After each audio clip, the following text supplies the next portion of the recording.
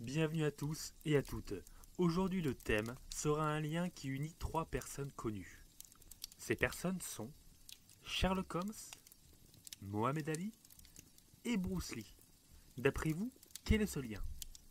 Installez-vous confortablement au coin du feu pour parler d'un vaste sujet, celui des arts martiaux.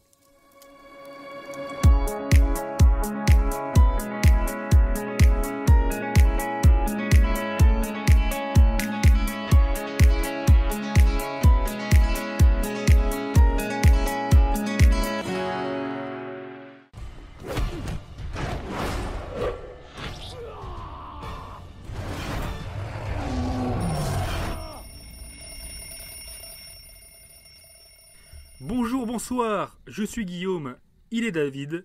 Aujourd'hui, on va parler des arts martiaux. Donc pour moi, c'est une énorme passion, donc c'est pour ça que je vais en parler ce soir. Alors après, c'est un sujet très très vaste, donc on va essayer de structurer ça pour parler des arts martiaux le plus précisément possible.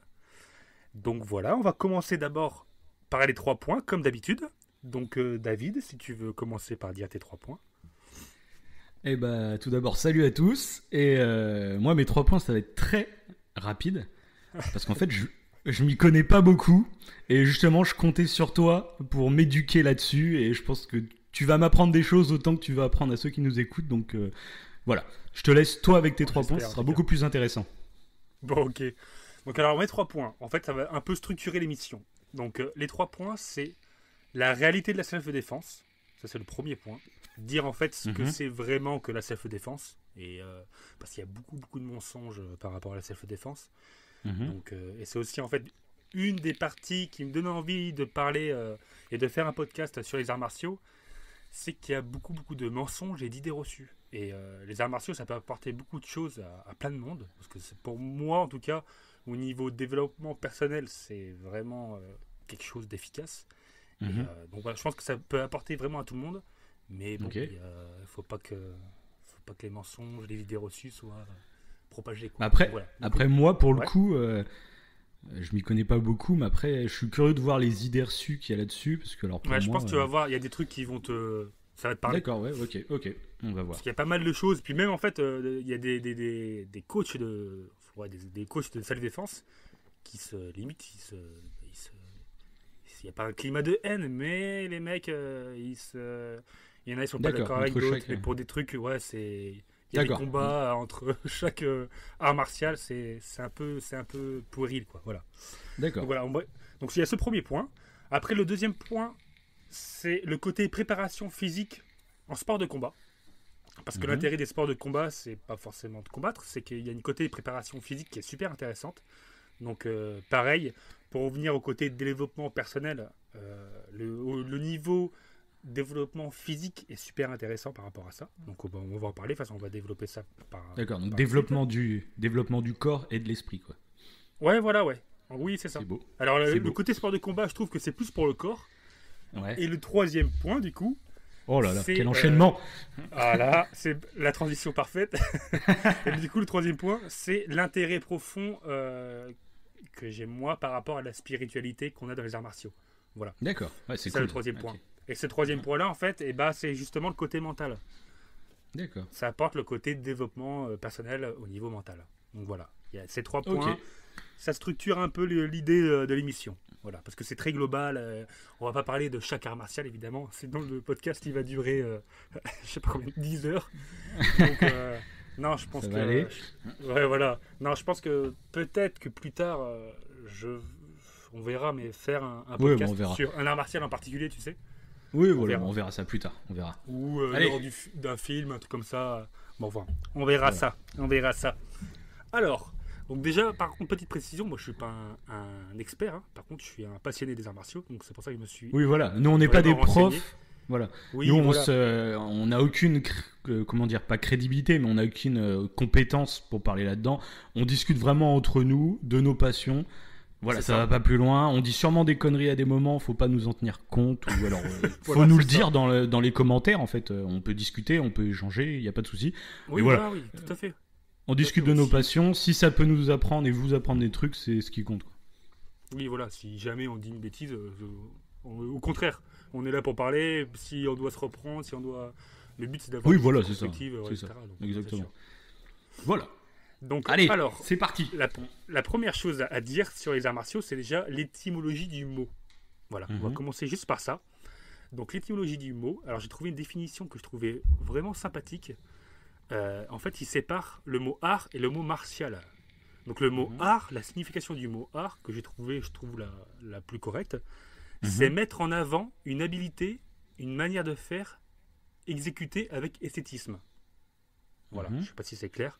C'est un peu le côté danse chorégraphique que moi D'accord, j'aime bien. Voilà, c'est mettre en avant, voilà, c'est ce côté un peu gracieux. Et la signification du mot martial, Bah, tu vois, juste un truc. ouais, Martial, j'y avais jamais pensé finalement. Mais martial, je sais même pas ce que ça veut dire en fait.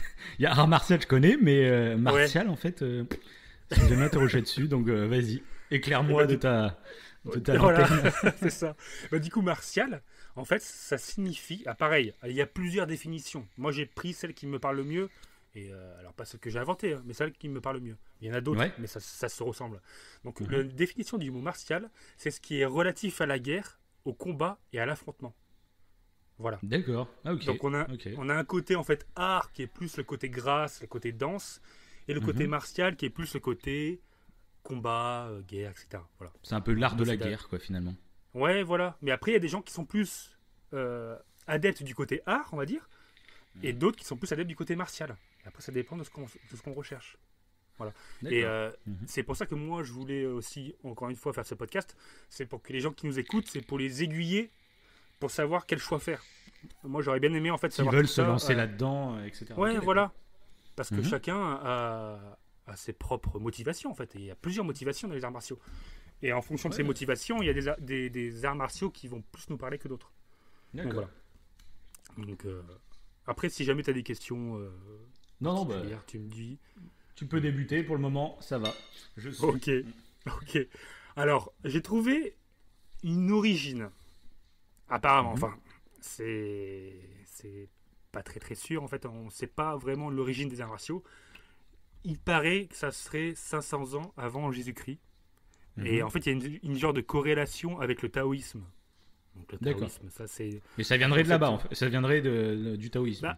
bah, le plus en fait le plus ancien, la plus ancienne Ouais, d'accord. trace des arts martiaux viendrait. Oui, voilà. Ouais.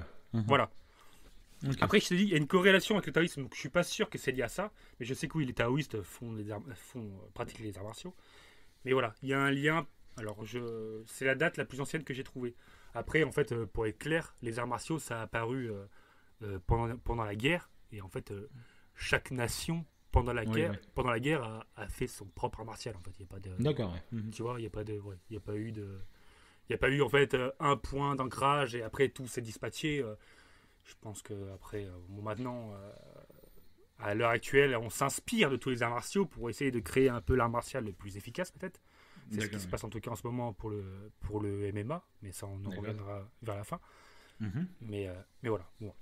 Alors Ok. après, donc voilà, c'était ce petit point-là. Par exemple, aussi, il y a un exemple que je pourrais donner, c'est la capoeira. La capoeira, c'est un art martial, hein, mais c'est pas du tout lié à l'Asie. Parce que bon, on pense souvent quand on Plus parle d'art Brésil, ça, martial, non? hein? Capoeira, c'est pas Brésil, le truc comme ça, non? C'est ça, ouais. Amérique du Sud. Alors, Ouais. c'est ça, ouais. C'est né pendant l'esclavage au Brésil. C'était pendant le 15e siècle, je crois. D'accord. Apparemment, c'est les Portugais qui ont séparé et mélangé différentes tribus africaines pour diminuer les risques de révolte. Parce qu'il y avait plusieurs populations en fait, qui étaient au même endroit. Et du coup, pour éviter qu'il y ait des problèmes et tout, ils ont fait un truc. Ils ont séparé tout le monde. D'accord. Et du Bah, coup, ça, il y a je une- le. Ouais. Ouais. Tu Non. le... Ça, je le sais parce qu'en fait, je joue T'en as fait. beaucoup. Je jouais, je fais de la capoeira. Non, je jouais à Tekken 3 quand j'étais gamin. Et il y avait Ah ouais, d'accord. Eddie qui faisait de la capoeira. Je pense que tous ceux D'accord, qui ont ouais. joué à Tekken 3 s'en souviennent. Voilà. Oui, puis en À la plus, c'est- suite. ouais, À bah, vous la suite. oui, parce que la capoeira, en fait, ça fait un peu partie, ça fait partie des arts martiaux les plus connus parce que c'est super beau. Esthétiquement, c'est super beau. Ouais, c'est spectaculaire. Euh, quoi, ouais. Ouais, ça fait penser un peu à la breakdance et tout, donc moi j'ai toujours trouvé ça super joli. Ah bah c'est le personnage que je prenais dans Tekken 3 hein, quand j'étais gamin. Donc Il y avait Voilà. une raison. Ouais, je vois en plus, ouais, je vois lequel c'est. Ouais. Et du coup, en fait, bah, ça a apparu pendant ce moment-là. En fait, du coup, quand les Portugais ont un peu divisé les peuples comme ça, il y a eu une association de lutte et de tradition africaine entre ces peuples qui ont été séparés pour créer en fait la capoeira. Mais du coup, ça, je pense que peut-être que la plupart des gens le savent. Du coup, ils ont fait croire que c'était une danse qui luttait en dansant. Ça ressemblait un peu à un jeu. Surtout qu'en plus, à l'époque, mais ça se fait encore, il y avait des musiques, il y avait des chants. La capoeira traditionnelle, on le voit, je sais pas si tu as déjà vu, tu as des chants, tu as ouais, t'as de la musique, tu as un mec qui chante, tu as des tambours, etc. Tu as tout un. C'est un peu. Ouais, ça fait comme un petit orchestre, et on dirait vraiment un truc de danse, quoi. Je sais pas si tu as déjà vu un truc traditionnel où ils dansent. Ouais. Oui, je vois à peu près. Et donc voilà, donc du coup, ça semblait être une danse. Sauf qu'en fait, c'était pas une danse, ça leur permet d'apprendre à combattre. D'accord. Voilà. Voilà. Donc, bon voilà, c'était un des exemples que je trouve qui est pas lié à l'Asie, parce que voilà, quand on pense Ouais, à bah voilà, martiaux, mais ça c'est souvent lié à bien, l'Asie. parce que voilà, Ouais. exactement. Moi, quand tu me parlais d'arts martiaux, pour moi c'était Bruce Lee, toute la clique, quoi. Je pensais que ça allait être ça, donc c'est bien de dire que les arts martiaux, Oui, c'est beaucoup beaucoup de plus styles large. de combat différents dans le monde entier, quoi. Voilà, donc ça c'est cool. Oui. Mais d'ailleurs, en fait, je vais y revenir par rapport à ça aussi, c'est que par rapport aux 3 points que j'ai donnés, en fait, ça va diviser, donc comme je disais, la structure en 3 trucs. Et parce que maintenant, quand on parle des arts martiaux, oui, on pense à l'Asie, mais c'est pas pour rien. C'est parce que les arts martiaux, c'est vraiment, on pense au kung-fu, on pense à, Oui, exactement. voilà, à tout ça. Bon, voilà. Pour nous, genre la boxe, on pense que c'est pas un art martial, par exemple, alors que si, en fait, ça fait partie des arts martiaux, concrètement. D'accord, oui. Bah, En fait, la clair, boxe, oui, n'importe quel. non, mais c'est bien de le préciser, ça, kickboxing, parce que tout. c'est vrai que ouais, c'est ça. Voilà, donc ben, je vais en reparler tout à l'heure, de toute façon. Donc pour préciser ce petit détail. Voilà. Et donc, alors par contre, pour les origines, j'ai trouvé une légende que j'ai trouvée Oula. super Ah, intéressante. vas-y. J'adore les Alors, par légendes. Voilà, alors la légende, alors c'est une des plus anciennes. Alors c'est l'origine des arts martiaux les plus lointaines. Ça revient un peu aux années 500 ans avant Jésus-Christ, là, que je précisais tout à l'heure, qui tombe un peu en corrélation avec le taoïsme. Voilà. Donc, d'ailleurs, taoïsme, qu'on reparlera, je pense, dans notre podcast. Voilà, ça, ce sera l'occasion de revenir parler sur ça. philosophique. Donc alors la légende, alors ça serait un moine indien. Alors le Bodhidharma. Je sais pas si le nom te dit quelque chose, et je sais pas si je le dis parfaitement. Du tout. Bodhidharma. Donc c'est un mec qui a étudié le bouddhisme Mahayana, ou le bouddhisme zen, parce que tu as plusieurs types de bouddhisme. Et lui, donc, c'est un moine indien qui a pratiqué un style de bouddhiste très centré sur la méditation. C'est pas le bouddhisme tibétain, là c'est vraiment un bouddhisme, on appelle ça le bouddhisme zen. Bon, c'est très centré sur la méditation. Voilà. Donc il s'est plongé dans la méditation pendant plusieurs années. Et à un moment de sa vie, il s'est arrêté devant un temple Shaolin. Et il a enseigné donc le zen, donc ces techniques de méditation. Donc, pour l'instant, il n'y a pas de truc, il n'y a pas d'art martial. Enfin, la méditation peut faire plus ou moins partie des arts martiaux. Mais pour l'instant, il n'y avait pas de truc physique, on va dire. C'était que juste mental. Et sauf qu'il a remarqué en fait la condition très faible des gens dans ce temple Shaolin. Et du coup, il s'est dit, voilà, je vais peut-être leur enseigner des formes physiques, quoi. Il s'est dit, voilà, voilà, il faudrait qu'ils fassent un petit peu de sport, quoi. C'est ce qu'il a dû se dire. Voilà. Et donc, du coup, il a trouvé des techniques de combat, je pense. Alors, ça c'est ma pensée. Mais je pense tirer des animaux. Parce que, du coup, vu que ça vient du temple Shaolin, après, par la suite, c'est devenu le Kung Fu Shaolin. Je sais pas si tu as déjà entendu parler de ce nom, le Kung Fu Shaolin.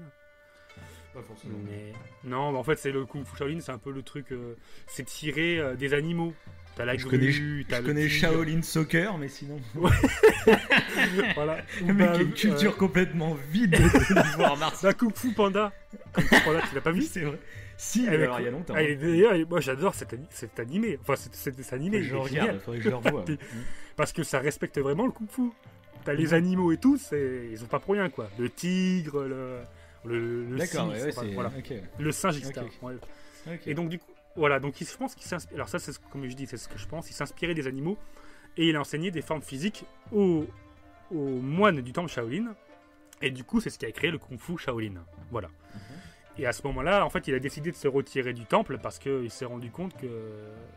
Alors, c'est ce qui est dit dans la légende, mais il trouvait que maintenant, les moines Shaolin, en fait, étaient devenus complètement fada de Kung Fu et pour lui, c'était trop, quoi. C'était... Apparemment, voilà. Il s'est retiré du temple.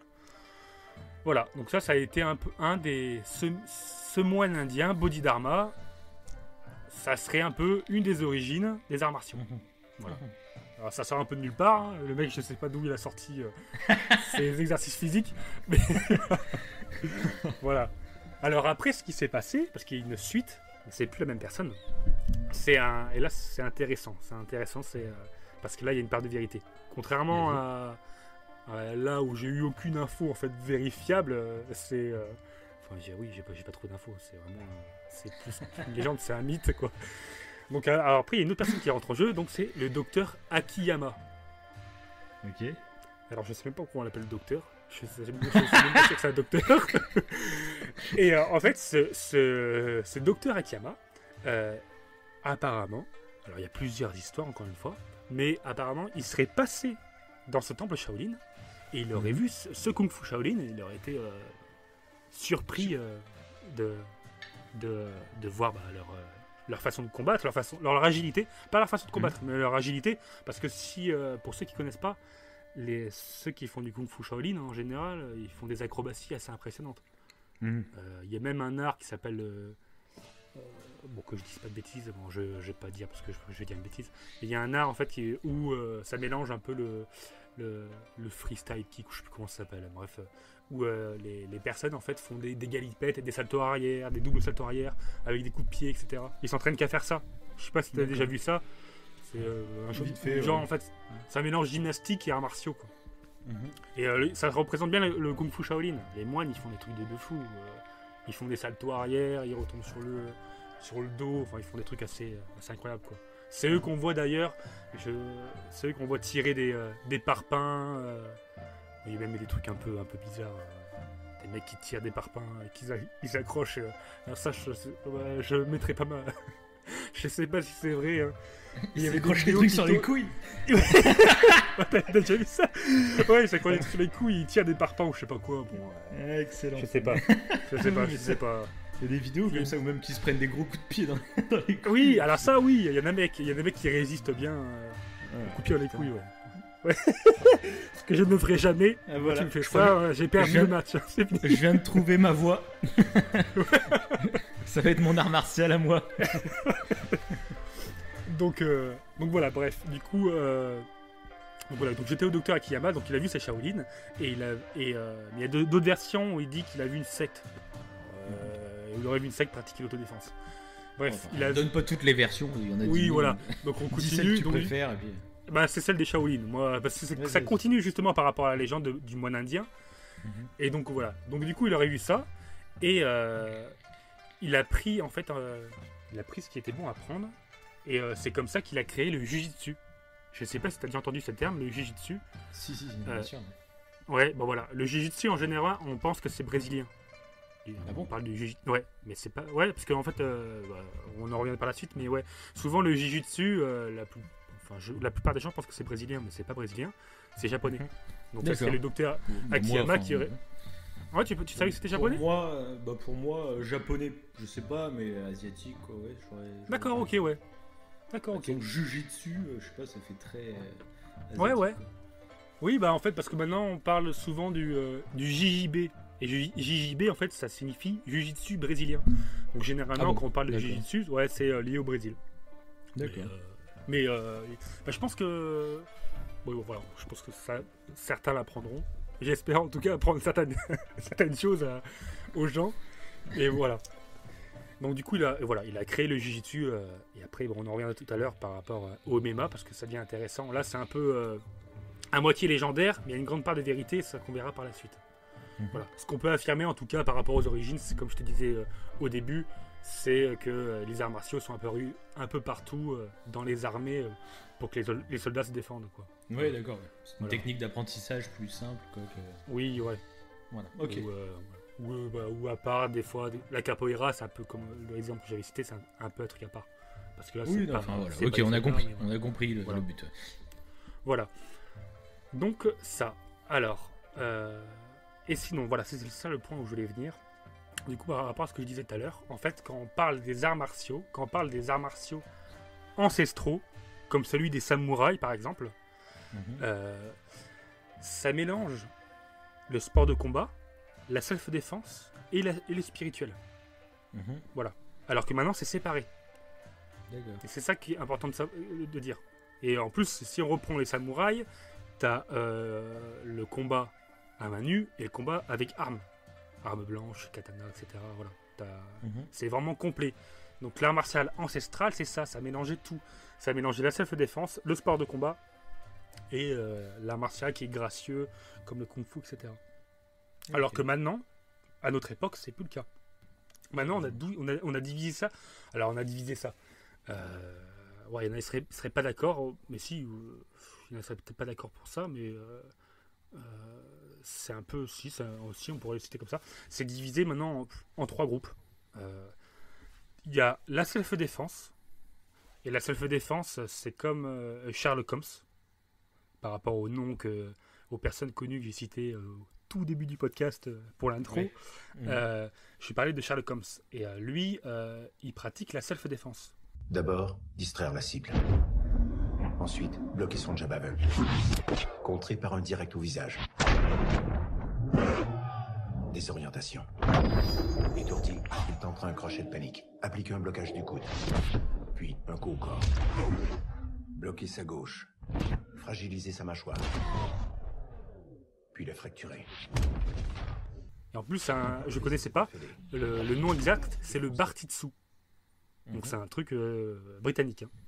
Et ils se battent avec ils ont des cannes, ils se battent avec des cannes, etc. Donc ils utilisent la canne en fait comme une matraque et tout. Mais c'est joli à voir. Hein. C'est joli à voir. Et ça, c'est de la self-défense. La self-défense, ça sert à quoi? Ça sert concrètement à se défendre. Alors il y a une grosse polémique sur la self-défense, donc on va revenir après. Mais voilà. Donc tu as la self-défense. Après, c'est le premier groupe. Le deuxième groupe, c'est les sports de combat. Et là, on peut citer Mike Tyson, la boxe. Ça, c'est un sport de combat. Donc, c'est-à-dire que c'est... on peut pas mieux le citer, c'est un sport de combat. Ça a un seul but, c'est le caractère sportif. Un boxeur n'apprend pas à se défendre.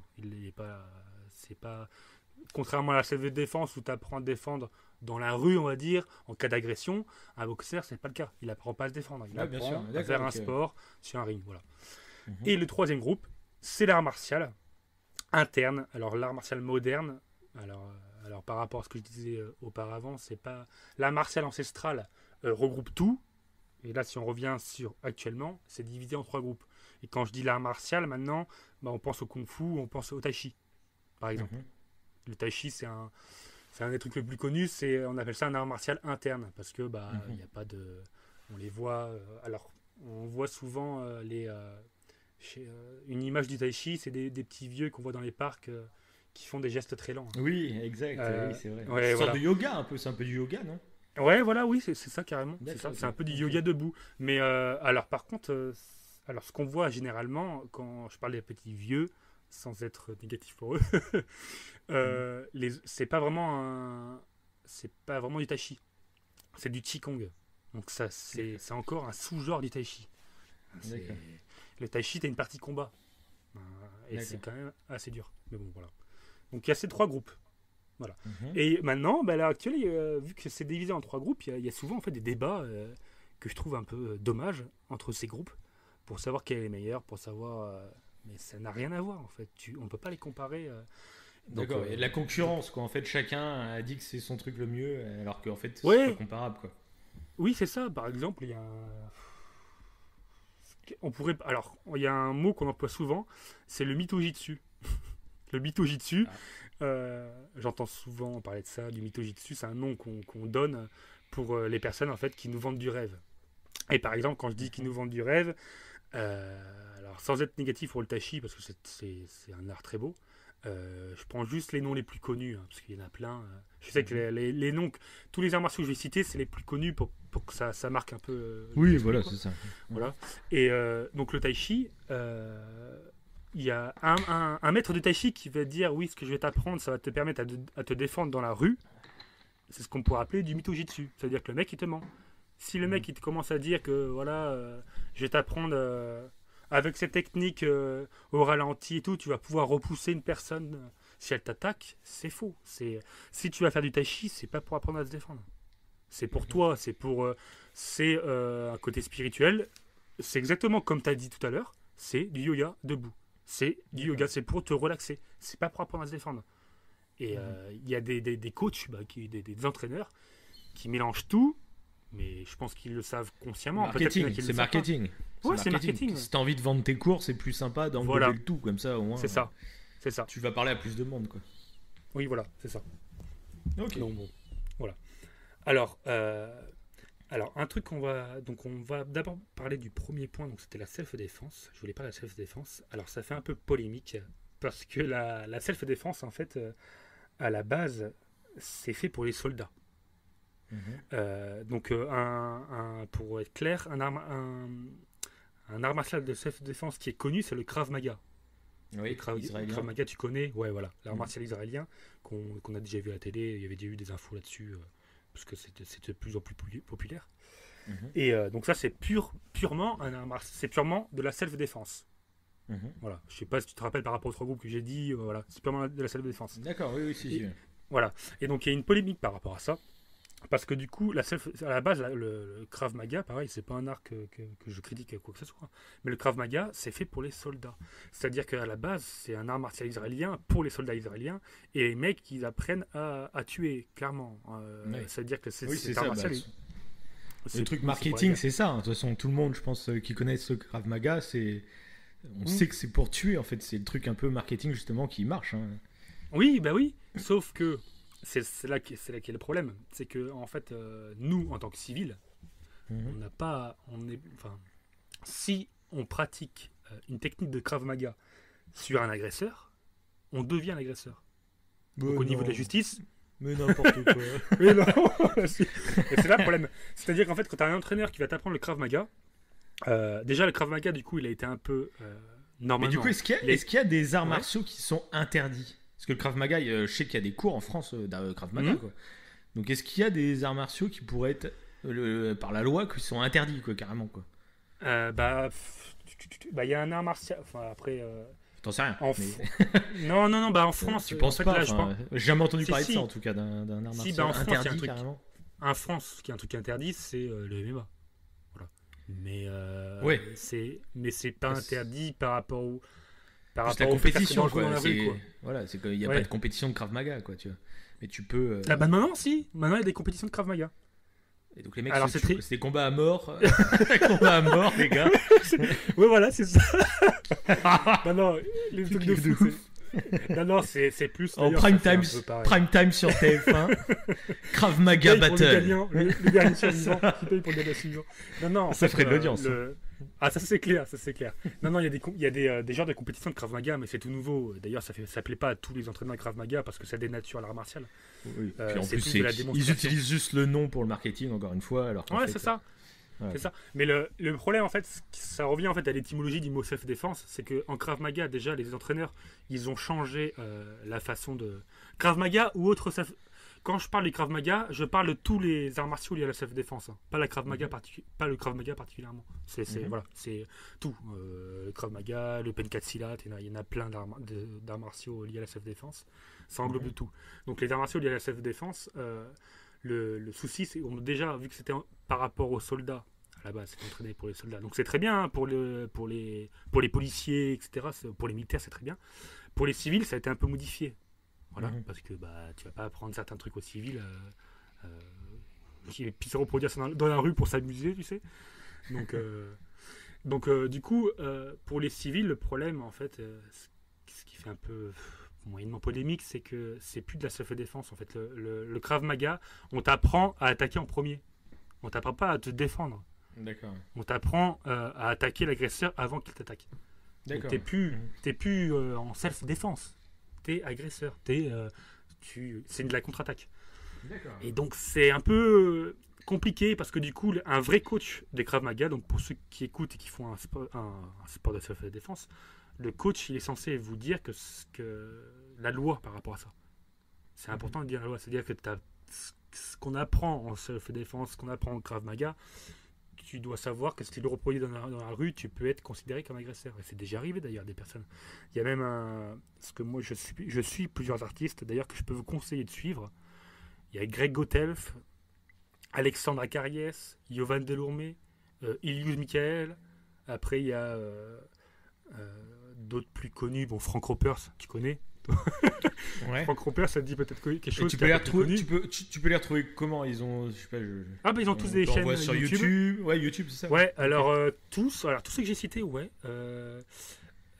ils ont tous des chaînes YouTube. Donc c'est intéressant parce qu'ils sont tous très ouverts d'esprit et ils parlent un petit peu de ça aussi. Donc c'est intéressant de les écouter, voilà. Et ils sont continuellement dans l'apprentissage. C'est ce qui est intéressant chez eux. Contrairement à d'autres coachs qui pensent tout savoir et qui restent butés bornés sur leur propre art martial et qui pensent que leur art martial c'est le meilleur, eux ils s'ouvrent à d'autres choses. D'accord. Et c'est ce qui est plus intéressant. C'est ce que faisait d'ailleurs Bruce Lee. Il s'ouvrait à d'autres choses. Voilà. Donc du coup je ne sais plus où j'en étais.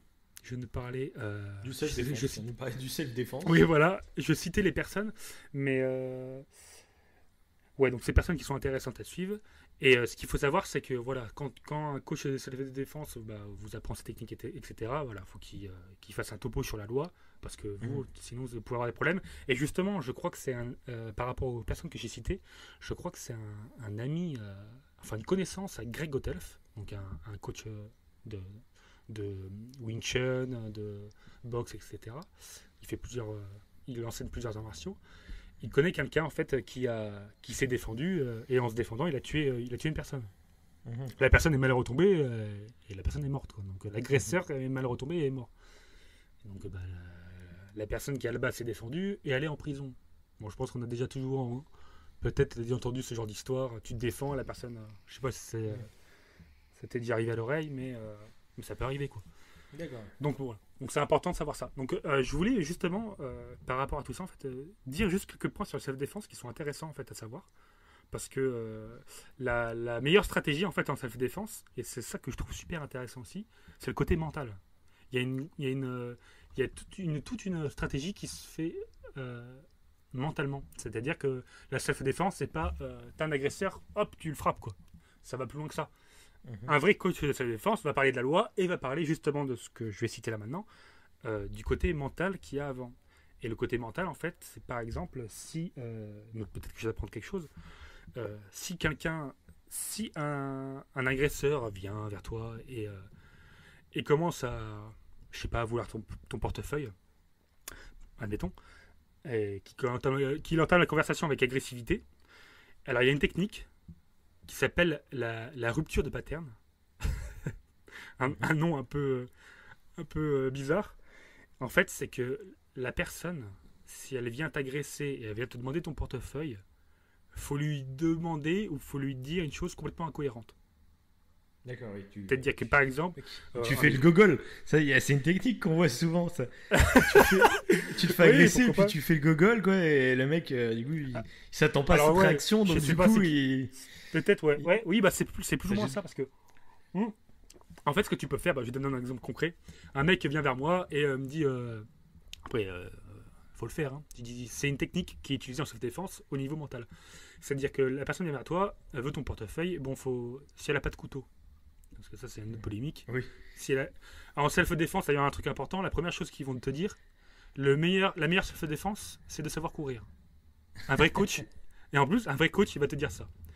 Une des meilleures techniques, c'est de savoir courir. S'il y a un mec qui vient t'agresser avec un couteau, un bon coach de self-défense, qu'est-ce qu'il va te dire? Il va te dire qu'il faut donner son portefeuille. Oui, voilà. Oui, de toute façon, oui, voilà. C'est la base, t'en fous. Hein. Et c'est ça. Oui, voilà, c'est ça. Donc voilà, mais il y a des personnes qui ne le savent pas, parce que le problème, c'est quand tu commences à faire de la self-défense, tu te sens à l'aise. Tu commences à apprendre des techniques, tu commences machin, et tu pourrais être tenté de vouloir te défendre. Mais non. Normal, quoi. T'as appris des trucs, il faut bien les mettre en situation, quoi. Oui, mais au contraire, ça doit te démanger. Tu traînes dans la rue, puis tu regardes les gars, vas-y, agresse-moi. Ouais, c'est ça. Mais ça, je sais qu'il y en a. Tu dis à l'agresseur. Ouais, moi, je sais. il y en a qui font des sports de combat, etc. Et souvent en soirée, quand ils vont en boîte, trucs comme ça, ils cherchent un peu la merde parce que genre ils ont envie de se... Voilà, faut que je montre que je sais me battre, quoi. Il y en a qui sont un peu comme ça. Ouais. Et bah là, par exemple, c'est contraire aux valeurs spirituelles des arts martiaux. Bah, tu m'étonnes. Voilà. C'est ça, normalement, ouais. Le côté spirituel, c'est ça, c'est d'être humble, d'être respectueux, d'être altruiste. Et voilà. Et là, c'est pas du tout le cas, quoi. Et voilà, par rapport à l'agresseur, c'est ça, faut pas... Si la personne, c'est un bon coach, te dira qu'il faut donner son portefeuille, il faut pas essayer de se défendre. Un couteau, même d'ailleurs, c'est surtout là qu'il y a un problème en self-défense, c'est par rapport au couteau. Il y en a beaucoup qui disent que l'entraînement pour contrer le couteau, c'est un peu du vent, quoi. Tu peux pas contrer un couteau. Si quelqu'un a un couteau, c'est un peu foutu. Trop dangereux. Ouais, c'est trop dangereux. Donc, bon, après, oui, si t'es avec ton enfant ou t'es avec le mec qui veut plus que ton portefeuille, il y a bon moment, là, c'est ta vie qui est en jeu, il y a la bête qui va sortir de toi. Là, c'est un contexte différent. Mais si le mec veut ton portefeuille, il faut laisser l'ego de côté et lui donner ton portefeuille. Bien sûr, ouais. Voilà. Et c'est ce qui, normalement, c'est ce qu'on va apprendre. Et par rapport à la conversation, donc l'exemple que je voulais donner, si le mec te demande ton portefeuille, tu peux lui demander, par exemple, est-ce que t'as laissé ton gaz allumé chez toi, par exemple, un truc comme ça. Ah oui. Et du coup, c'est complètement incohérent. Et la personne, elle va bugger. C'est ce qu'on appelle la rupture de pattern. Voilà, bon, c'est une technique utilisée, en fait, c'est que la personne, elle va se dire, mais de quoi il me parle, ce gars? Et c'est à ce moment-là, en fait, en self-défense, on va t'apprendre soit à lui frapper au visage, à ce moment-là, dans ce temps de latence. Ah oui, carrément, quoi. Oui, c'est ça. Ou de se barrer en courant. Ce qui est peut-être mieux, plutôt que de le frapper. Voilà. Mais il y a même une stratégie par rapport aux zones. C'est-à-dire que, par exemple, quand tu es chez toi, tu es en zone 0. Donc ta vigilance, elle est inerte. Tu n'as pas besoin d'être vigilant.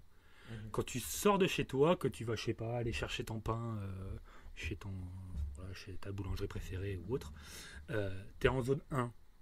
Donc dans la zone 1, ça veut dire que tu dois commencer à être un petit peu vigilant. Et en fait, tu as 4, même 5 zones, il me semble. Tu as 5 zones, et en fonction de où tu es, tu dois savoir si ton niveau de ton niveau de vigilance ton niveau de vigilance, tu dois l'adapter en fonction de où tu es. Si tu es dans la nuit, tout le monde est alcoolisé, que c'est un peu machin, qu'il y a des bastons autour de toi et tout, tu es en vigilance 4, par exemple, en zone 4. Là, il faut te montrer très vigilant, tu vois. Et on t'apprend ça, en fait, en fonction. Et c'est un des premiers trucs à savoir, en fait, c'est que il y a beaucoup de gens qui se font agresser et qui font même pas gaffe à ce qui se passe autour d'eux, quoi. C'est pour ça qu'ils te disent dans self-défense qu'il faut regarder autour de toi, et en fonction des zones, en fait, alors c'est limite paranoïaque, hein. Les mecs, Michael Iliuz, que je trouve super intéressant comme gars, lui, quand il va au restaurant, par exemple, il fait il fait un petit topo des lieux, quoi. Il va regarder les gens. Après, faut pas devenir parano non plus, quoi. Ah oui, mais c'est limite ça. Les mecs, et d'ailleurs, tu rentres quelque part, t'analyses tout. Bon, c'est ça. Parano, tu deviens anxieux avec tout le bordel. Lui, il dit, mais lui, il fait tout le temps comme ça. Il fait tout le temps comme ça. Après, ça le stresse pas, c'est devenu d'habitude. Mais par exemple, il va s'asseoir à une table qui est près d'un mur. Il va pas se mettre.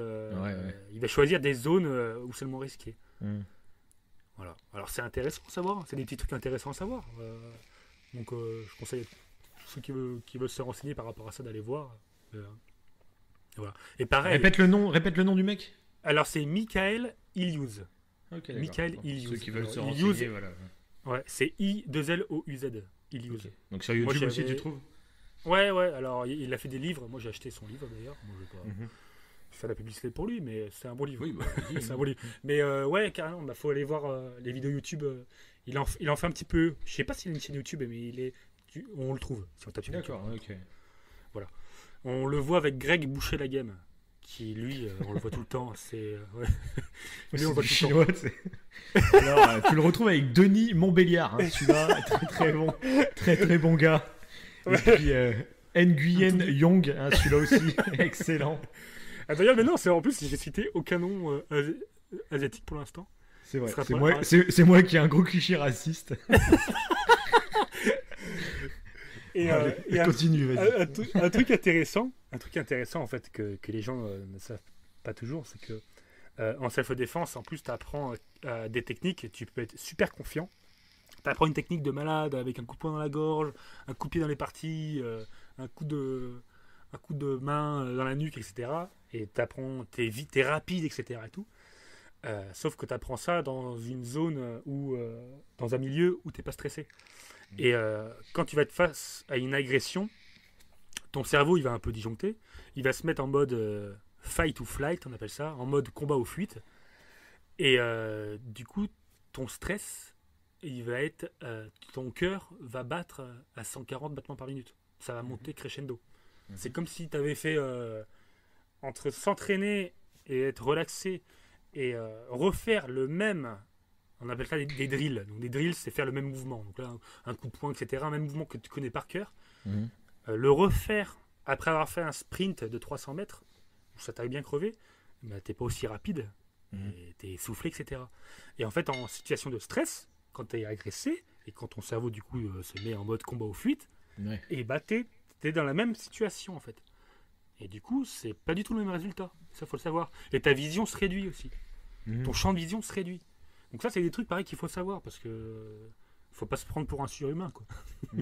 Parce qu'en cas d'agression, voilà, et d'ailleurs, pour reciter Michael Hughes, lui, il dit, plus j'ai appris des choses dans la self-défense, plus en fait ça m'a inquiété. Il dit que lui, plus il avançait et plus en fait il savait des choses, et il se dit ouais, en fait faut faire plus attention, quoi. Voilà.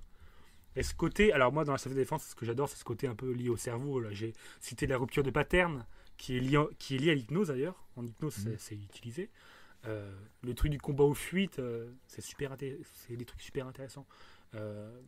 Ça t'apprend aussi quand tu connais ce système de combat aux fuites, c'est-à-dire que ton système en fait passe de parasympathique à sympathique, c'est-à-dire que ton corps, quand tu vas être en situation de peur, ta peau va blanchir, tu vas commencer à transpirer, etc. Tu as ces symptômes-là, tu vas commencer à trembler et tout. Mais ça c'est normal, c'est ce sentiment en fait de peur, c'est parce que ton corps en fait il se prépare soit à combattre, soit à fuir. C'est pour ça qu'on appelle ça le combat aux fuites. Et c'est pour protéger les organes vitaux que ta peau a blanchi. C'est parce que le sang s'accumule, alors à vérifier ce que je dis, mais je sens que c'est ça, c'est que le sang s'accumule sur tes organes internes. C'est pour ça que ta peau blanchit. Donc le corps est vachement bien fait, c'est vraiment un truc, quand t'es en mode peur, c'est fait exprès, quoi. C'est pas, j'ai peur, non, ton corps, t'as l'adrénaline et tout, t'es prêt à faire ce qu'il faut, quoi. Ok, ouais, c'est cool. Donc voilà, c'est un truc intéressant à savoir, je trouve. Et voilà. Non, mais ça prouve bien que justement apprendre les arts martiaux, ça t'apprend à te connaître toi-même, même ton corps, quoi, et ton anatomie, et tout le bordel, quoi. Tu apprends des trucs vraiment sur toi-même, quoi. C'est ça. Et c'est ce que j'ai trouvé intéressant dans la self-défense, et c'est pour ça que je voulais parler de ces petits détails-là. C'est tout ça, c'est que tu apprends des trucs sur toi-même et sur les autres, du coup. Mais tu apprends que t'es pas un grand maître de je ne sais quoi. Oui. Et d'ailleurs, on va, c'est la parfaite transition pour parler de ce qu'on voit des fois des maîtres. Alors, je pense que tout le monde, si vous n'avez pas vu, vous pouvez aller voir sur YouTube, des maîtres faire des trucs incroyables, c'est-à-dire qu'ils touchent même pas leurs élèves. On dirait qu'ils ont de l'énergie dans les mains. C'est un peu Sangoku. Ils poussent les élèves, ils arrivent à pousser 10 élèves en même temps sans même les toucher, ou ils arrivent bon voilà, ça c'est ce qu'on appelle encore une fois du Mitojitsu. Et ça c'est ce genre de coach qui te fait croire que tu sais te défendre, mais qu'en fait tu sais pas te défendre. Ça c'est du pipeau, et le problème c'est, et nous te rappelles, on avait fait le test, on avait fait un test avec David, que j'avais vu, un test énergétique, tu te rappelles? Oui, bien sûr, je me rappelle.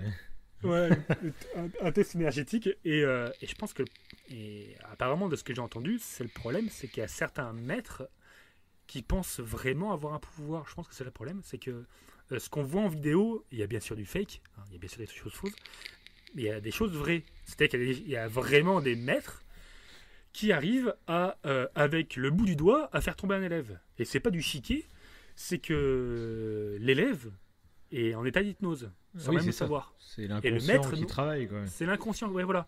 Et le maître, je sais pas s'il est au courant de ça ou pas. Et c'est ça le pire. C'est pour ça que c'est intéressant dans la self-défense, cette partie un peu sur le cerveau. Maintenant, on s'intéresse un peu à ça. Et c'est de savoir ces choses-là, parce que un maître qui, du bout du doigt, fait tomber un élève, dans sa tête, je sais pas ce qu'il croit, mais ça se trouve, il croit qu'il a des pouvoirs surnaturels. Parce oui, que, c'est facile oui, c'est facile de se lancer dans des trucs comme ça, d'interpréter ce genre de trucs. On va croire que c'est des pouvoirs, c'est comme ça, alors que pas du tout. Et c'est pour ça que les arts martiaux dérivent un peu dans l'ésotérisme, les énergies, etc. Et tout. Et l'exercice qu'on avait fait tous les deux, c'était intéressant pour ça. Bon, là, c'est difficile à expliquer en podcast, je pense pas que je l'ai expliqué, mais. En gros, si, vite fait. En gros, c'était un exercice où tu me faisais faire un truc en me disant qu'il allait se passer telle chose. Et donc, en gros, tu me bloquais, enfin, tu me disais de faire tel mouvement, et du coup, j'allais être plus résistant, on va dire, sur une pulsion que tu m'envoyais. Sur une clé de bras. C'était sur une clé de bras. Et à chaque fois, en gros, tu m'annonçais ce que ça allait faire, et à chaque fois, du coup, j'avais l'impression que suivant ce que tu me disais, c'était vraiment, je résistais plus que si j'avais pas fait le geste. Oui. Et on s'est rendu compte que finalement, si celui qui faisait le truc mentait, et normalement, t'aurais dû résister, mais je te mens, et du coup, tu résistes pas. Et ben là, on voyait que ça marchait plus, quoi, en fait. Oui, c'est vraiment un truc de suggestion. C'est de la suggestion, oui. C'est comme une toute petite forme d'hypnose, je dirais. Ouais, c'est l'autosuggestion, quoi, c'est ça. Oui, voilà. Mais c'est vrai que c'est impressionnant parce que le point de départ, en fait, c'est ça. Je te faisais une clé de poignet. Donc, une clé de poignet, en fait, c'est une torsion de poignet. Donc, ça fait mal. Tu es obligé de t'allonger, de t'accroupir. Et en fait, au bout du compte, à la fin de tout un topo d'événements, de mouvements. En gros, tu me disais, fais tel geste et tu verras, tu vas mieux résister à ma torsion. Et c'était vrai, je résistais mieux. Après, tu me disais, fais ça et tu vas voir, tu résisteras moins. Et là, je résistais moins. Puis ça se conclut sur la fin qui est complètement illogique. Parce que tous les autres trucs, on arrive à expliquer. On se dit, ouais, c'est parce que j'ai bloqué un muscle dans tel endroit, donc je suis plus solide ou je sais pas quoi. Sauf que le dernier, c'était fous ta langue sur ton palais. Voilà. Et là, tu seras plus résistant. Puis tu fais, bah non, c'est pas possible. Puis t'essayes, tu mets ta langue sur le palais et t'es plus résistant.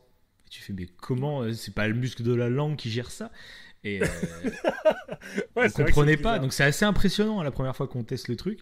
Sauf qu'on s'est rendu compte qu'en fait, si au lieu de me dire, bah là, tu vas être résistant, bah, si tu me dis, bah là, tu vas plier, bah tu plies en fait. C'est l'autosuggestion et c'est justement, ça prouve le pouvoir de l'autosuggestion, je trouve. C'est intéressant aussi, mais il faut après, pas. Moi, en fait, j'aimerais. Oui, tout à fait, ouais. Après, moi, j'aimerais bien savoir en fait si c'était de l'autosuggestion sur moi-même et si c'est moi en fait. Oui, est-ce que c'est toi ma force voilà, ou c'est la personne. Et j'aimerais bien en fait faire l'expérience en double aveugle avec deux personnes. C'est ça, c'est clair. Pour voir parce que du coup, je sais pas trop. Parce que moi. Est-ce que c'est celui qui fait la torsion?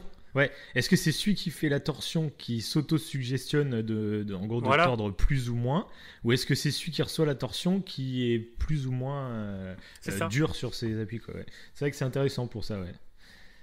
Donc, au pire, essayer. Dans la description, je sais pas si tu as une vidéo qui présente exactement cette expérience ou un truc comme ça, mais au pire tu pourras mettre ça dans la description de la vidéo ou du podcast. Ah oui, t'as raison, c'est une intéressant, bonne idée, un petit lien comme ça, ceux qui veulent tester, c'est super intéressant, c'est bluffant, hein, vraiment. Ouais, puis ça te dit qu'il y a beaucoup de trucs bizarres. Ça vient du Kyokushinkai, donc un art martial interne où tu apprends un peu ce qui est lié à la médecine chinoise. Je pense que tout le monde a déjà entendu parler de l'acupuncture, etc. Et l'acupuncture, c'est lié à des méridiens dans le corps, à un truc énergétique. Et ça, c'est très ésotérique. Et voilà, donc les arts martiaux, ça part un peu dans l'ésotérique, du style, il y a une circulation de l'énergie qui part du front, qui passe par les organes, etc. Donc, si on tape acupuncture méridien, t'as ce circuit énergétique. Mais ça, c'est complètement ésotérique. Il n'y a aucune preuve que ça existe. Au contraire. Apparemment, c'est plus faux qu'autre chose. Moi, personnellement, pour moi, cette histoire de chi, d'énergie, c'est plus lié à la respiration. Moi, je trouve ça intéressant par rapport à la respiration. Parce que moi, je pratique les arts martiaux, j'en fais. J'ai un mannequin de bois, etc. C'est pour ça que je suis passionné, c'est que j'en fais un peu. J'en ai fait d'ailleurs plus jeune aussi. Et le côté, ce que j'aime bien dans le côté circulation des énergies, c'est le côté respiration. En fait, c'est parce que, et ça revient à ce que tu disais encore tout à l'heure, c'est du yoga. Respiration, mais un peu méditation, quoi. Prendre conscience de tout son corps, en fait, de chaque. C'est ça, chaque muscle, prendre conscience de son corps. On dit chi pour les arts martiaux chinois, on dit ki pour les arts martiaux japonais, pour le karaté d'ailleurs, on dit prana. Mais je pense que c'est pour les yoga d'ailleurs. Cette technique justement d'énergie, moi je pense que justement, c'est pour faciliter la visualisation que tu as de ton corps, en fait. Tu dis, là, je fais passer l'énergie, toi, dans mon bras. T'arrives mieux à le visualiser que si je te dis, là, concentre-toi sur ton cubitus, sur ton... tu vois. C'est plus simple, je pense, dans la tête de visualiser une énergie qui se balade dans ton corps pour prendre conscience, justement, de toutes tes parties de ton corps. Oui, c'est clair, c'est clair. Après, je pense, j'en sais rien, mais... oui, c'est pas bête. Et c'est ce qui est intéressant dans les arts martiaux, c'est ce côté. On apprend, d'ailleurs dans le tai chi que je citais tout à l'heure, on apprend un peu cette façon de circuler la respiration dans le corps, comme le yoga. Et c'est de la méditation consciente, clairement. La méditation consciente, de toute façon, c'est bon pour tout le monde. Donc, oui, carrément. Donc ceux qui n'ont jamais essayé, je vous conseille d'essayer avec l'application, c'est le petit bambou, non? Non, c'est pas ça. Oui, exact, qui est assez sympa, qui est française en plus, et une application pour vraiment débuter dans la méditation, c'est super cool. Les premières leçons sont gratuites, mais il y a largement de quoi faire. Et puis après, si ça vous plaît, au bout, je crois il y a 10 séances gratuites, je crois. Donc, les 10 séances, on peut les répéter à l'infini, donc c'est très bien. C'est une très belle introduction à la méditation. Mais si vous voulez pousser le truc, vous vous abonnez, et sinon, une fois que vous avez appris les bases, vous pouvez le faire vous-même aussi, quoi. Donc, ça, c'est cool. Ouais, c'est ça, clairement. Et c'est ce que j'aime dans les arts martiaux, c'est que méditer comme ça, si je suis pas trop apte. C'est vrai que quand on pense à la méditation, on pense souvent à la méditation un peu bouddhiste. Tu es en position lotus et tu bouges pas. Et la méditation consciente, c'est pas ça. Tu peux le faire en marchant, tu peux le faire avec des mouvements. Et c'est ce que j'aime bien dans le yoga ou le tai chi, donc et plus spécifiquement dans les arts martiaux, vu que c'est le sujet d'aujourd'hui. C'est ce côté-là, ça te relaxe vraiment. Et ça, je trouve que mentalement, c'est intéressant. Voilà. Mais bon, faut pas partir dans des délires d'énergie, parce que il y a des trucs bizarres, et en vidéo, en plus, il y a des coachs d'arts martiaux qui ont profité un peu de ce côté-là pour faire semblant, en fait. Ils ont fait semblant avec des élèves de faire des trucs acrobatiques, mais c'est limite parodique. Mais t'as le logo du club dans le fond. Tu vois, c'était pour faire de la pub, quoi. Voilà. Donc après, ils font de la pub comme ils veulent. Tant que ce qu'ils apprennent, ils disent la vérité et qu'ils t'apprennent pas. Voilà. C'est ça qui est intéressant, c'est de savoir ce que vous voulez. Si vous faites de la self-défense, il faut savoir les trucs cités auparavant, et vous pouvez vous renseigner d'autant plus. Et si vous voulez vous relaxer, le tai chi, c'est très intéressant. Voilà. Voilà, donc c'est pour ça que c'est intéressant de décomposer un peu les arts martiaux pour savoir tout ça, quoi. Je pense que déjà, je sais pas si tu as appris quelques trucs pour l'instant. Oui. Et d'ailleurs, souvent, on voit aussi dans le kung-fu, on voit le kung-fu et d'autres arts martiaux chinois, qu'on appelle boxe chinoise d'ailleurs, on les voit frapper dans le vide, tu sais. On appelle ça les Tao souvent. Ils frappent dans le vide. Des fois, ils crient. Dans le karaté, on les voit crier carrément. Ça, c'est encore lié à l'énergie. C'est pour libérer toute ton énergie. Et aussi pour ne pas avoir peur du ridicule. Il y a un certain lien à ça aussi. Voilà, tu te lâches complètement, quoi. Et ça, c'est intéressant aussi parce que ça t'entraîne à visualiser. Quand tu fais ça, généralement, tu peux t'entraîner à visualiser un adversaire toi-même. Faut pas imaginer son pire ennemi, ça sert à rien. Tu peux t'imaginer toi-même. Et voilà, tu t'entraînes. Voilà, c'est des petits trucs intéressants. Mais bref, on va pas. Sinon, ça fait déjà 50 minutes. Oui. Donc voilà. Et donc je voulais parler de ça, des boxes chinoises. Ce que je trouve intéressant d'ailleurs dans la boxe chinoise, par rapport à la boxe anglaise par exemple, c'est que la boxe chinoise, t'apprends en fait à utiliser ta main différemment. T'apprends le tranchant, t'apprends le marteau. Tranchant, c'est-à-dire que t'as ta main qui est toute droite. Je sais pas si tu vois, comme si tu mettais une baffe, quoi, en gros. T'apprends différentes manières d'utiliser tes mains. Et artistiquement, c'est super joli. Et au niveau martial, en self-défense, de toute façon, si vous voyez des cours de self-défense, on apprend à utiliser nos mains différemment. C'est pour ça que la boxe, pour revenir à la boxe que j'avais citée par rapport à Mike Tyson, c'est un sport de combat. Un boxeur, il prend l'habitude de taper avec ses poings, il prend pas l'habitude de taper avec des tranchants, il prend pas l'habitude de neutraliser l'adversaire. Même si c'est un bon boxeur, d'ailleurs, un truc intéressant, dans la rue, souvent, et 80% des coups qu'un agresseur va donner, 80% des coups, c'est un coup de poing en fait circulaire. C'est le coup de poing droit circulaire. comme un gros crochet. Je sais pas si tu vois un crochet. Un gros coup de poing circulaire en pleine tête. Généralement, les coups, et en self-défense, on apprend en fait à mettre les mains. Bon, là, c'est difficile. À mettre les mains en l'air. Vous savez, les mains comme si tu disais non, je veux pas de mal. Je sais pas si tu vois comment. Tu dis non, j'ai rien fait. Tu vois comment je mets les paumes un peu vers la personne. Tu vois un peu le truc. Voilà. Bon, on apprend à mettre les mains comme ça.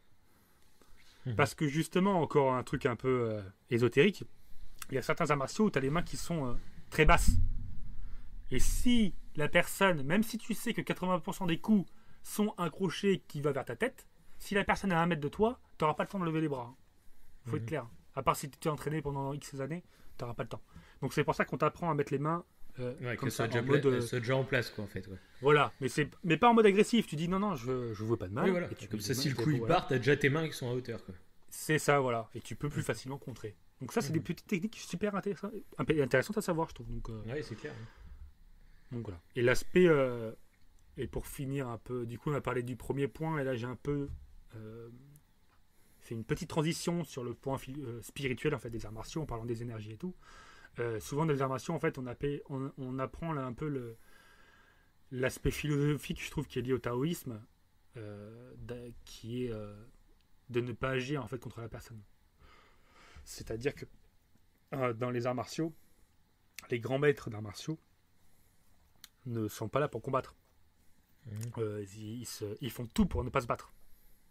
Et c'est ça que je trouve intéressant. C'est pour ça que par rapport à la petite précision que tu disais tout à l'heure, les mecs qui apprennent à se battre, et après qui veulent se tester pour savoir s'ils sont bons, et bon déjà, je sais pas si c'est un peu stupide quoi. Si les mecs, les boxeurs, ils veulent se tester dans la rue, il va vite il peut vite être déçu. Oui. Bon, voilà, donc ça veut pas dire que les boxeurs sont mauvais, mais bon, il peut tomber contre quelqu'un qui... Il y a des gens qui attaquent fourbeusement. Si tu sais pas que quelqu'un peut t'attaquer avec fourberie ou qu'à une certaine distance, tu n'auras pas le temps de te défendre. Voilà, il y a plein de petits trucs à savoir. Et si quand il y a des... pour citer un truc d'ailleurs, il y a des sportifs de MMA qui n'aiment pas combattre. Il faut le dire, c'est-à-dire qu'ils ne se battent pas dans la rue. Il y a un mec qui disait... Alors je sais plus le nom. Je sais pas si c'est Jérôme Le Banner. Mais je crois pas que c'est Jérôme Le Banner. Non, c'est pas Jérôme. Il y a un mec qui disait que il préfère, je sais pas, il devait peser 70 kilos. Il disait clairement, je préfère me retrouver dans un ring avec quelqu'un qui fait 120 kilos et 2m10 plutôt que me battre dans la rue. Voilà. Il y a vraiment une distinction entre les deux parce que la rue et le ring, c'est complètement différent. Voilà. Donc, c'est une petite précision. Et Frank Ropers, d'ailleurs, on entend beaucoup parler de lui, il fait beaucoup de trucs marketing, mais il dit beaucoup de choses super intéressantes. Hein. Et parce que Frank Ropers, par rapport en fait, à tous ceux que j'ai cités, ça fait partie des personnes en fait, qui reviennent un peu aux arts martiaux ancestraux, et lui, il enseigne tout, en fait. Il enseigne avec le Pencat Silat, qui est un art martial indonésien, il enseigne la self-défense, l'art martial traditionnel, le truc un peu de danse, quoi, et la partie, et il fait une partie un peu sport de combat, où il fait du sparring. Du sparring, en fait, c'est... tu mets deux personnes dans un ring, et ils vont combattre, mais c'est pas un combat de compétition, c'est un combat d'entraînement. Voilà. Donc c'est du sparring léger, on appelle ça du sparring light, où tu te tapes, mais tu te touches vite fait. Voilà, tu vois, c'est... Voilà. D'ailleurs, moi, j'en avais fait... quand j'avais fait de la boxe plus jeune, j'avais fait des sparring, je m'étais retrouvé contre un papy, et le mec, il m'avait enchaîné des coups, je comprenais rien, quoi. Le mec, tu le croises dans la rue, tu le croises dans la rue, le gars, tu dis, ouais, celui-là, c'est bon. Et je vais dessus. Et tu parles. Il était plus petit que moi, il était tout mince, et il me foutait des directs dans le nez. Et je voyais plus rien, j'étais complètement crevé, lui, il s'amusait. Et j'arrivais pas à contrer ses coups. Je sais pas comment j'étais complètement débordé. Donc, bon, c'était assez marrant. Je paierai pour voir une vidéo de ça. Ah ouais. Mais après, j'avais fait... Après, c'était du sparring. Donc, en plus, le mec, il était gentil. Bon, après, moi, c'est pareil. J'osais pas trop frapper. Mais bon, je pense que si lui, il osait frapper, Oui. je serais KO. Je serais tombé par terre. Donc, on n'osait pas frapper l'un et l'autre. C'était, voilà. Je m'étais même retrouvé contre un mec qui était beaucoup plus grand que moi. Et il m'était. Je sais pas, le mec, il devait faire 100 kilos. Mais pareil, c'est du sparring, donc on s'en fout. En fait, il n'y a pas de catégorie de poids. C'est pas... Et lui, il mettait juste un bras devant lui. En fait, il collait son bras droit sur son ventre. Mhm. Et il me tapait avec son gauche. Et moi, j'essayais de le taper. Et on aurait dit, je sais pas, un gamin qui tapait. Je lui faisais rien, quoi. Je lui faisais rien du tout. Enfin bon, voilà, quoi. Des petits détails croustillants. C'est vrai que ouais, j'aurais bien aimé avoir une vidéo de ça, quoi. Ça m'a marqué à vie. Putain. Donc voilà. Alors après, pourquoi moi, le sport de combat, je trouve que le côté préparation physique, c'est super intéressant. Parce que ça t'apprend, contrairement au bodybuilding, alors sans critiquer le bodybuilding encore une fois, mais contrairement au bodybuilding où t'apprends plus à te muscler pour l'esthétisme, tu vas avoir un corps, mais c'est vraiment plus ciblé pour l'esthétisme. La préparation physique que font les sportifs comme Mike Tyson, enfin que font ceux qui font des sports de combat, elle est intéressante parce que c'est fonctionnel. C'est vraiment pour apprendre à manier ton corps. Bah après, Tu vois finalement, qu'est-ce qui Ouais. est le plus fonctionnel, savoir manier son corps ou être beau dans la société moderne, monsieur? Alors, Est-ce qu'être beau n'apporte pas plus de choses que de savoir se battre? Voilà, moi 3 heures. je pose ça. Je pose ça là, rendez-vous Gobi. philosophique. Oui, bah oui, c'est pas faux. C'est pas faux. Bon, après, moi, un bodybuilder, les gros bodybuilders, je trouve pas ça très joli. Ouais, c'est vrai Les que combats- les mecs qui font des compètes et tout, c'est moi, c'est des monstres, quoi. C'est et pas forcément positivement, quoi, des monstres, quoi. C'est des... Voilà, quoi. Oui, Enfin, oui, bon. c'est ça.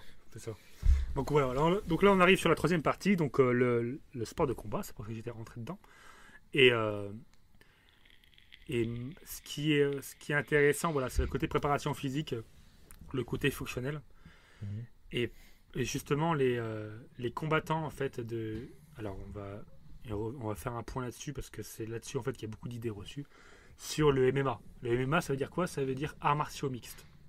Et le MMA, pour ceux qui ne connaissent pas, c'est le combat libre. C'est ceux qui combattent dans une cage et qui, tous les coups, entre guillemets, sont permis. C'est ça le MMA. On appelle ça arts martiaux mixtes parce que les personnes mélangent tous les arts martiaux. Mais c'est ce qui est super intéressant. C'est super intéressant parce que c'est ce que faisait Bruce Lee.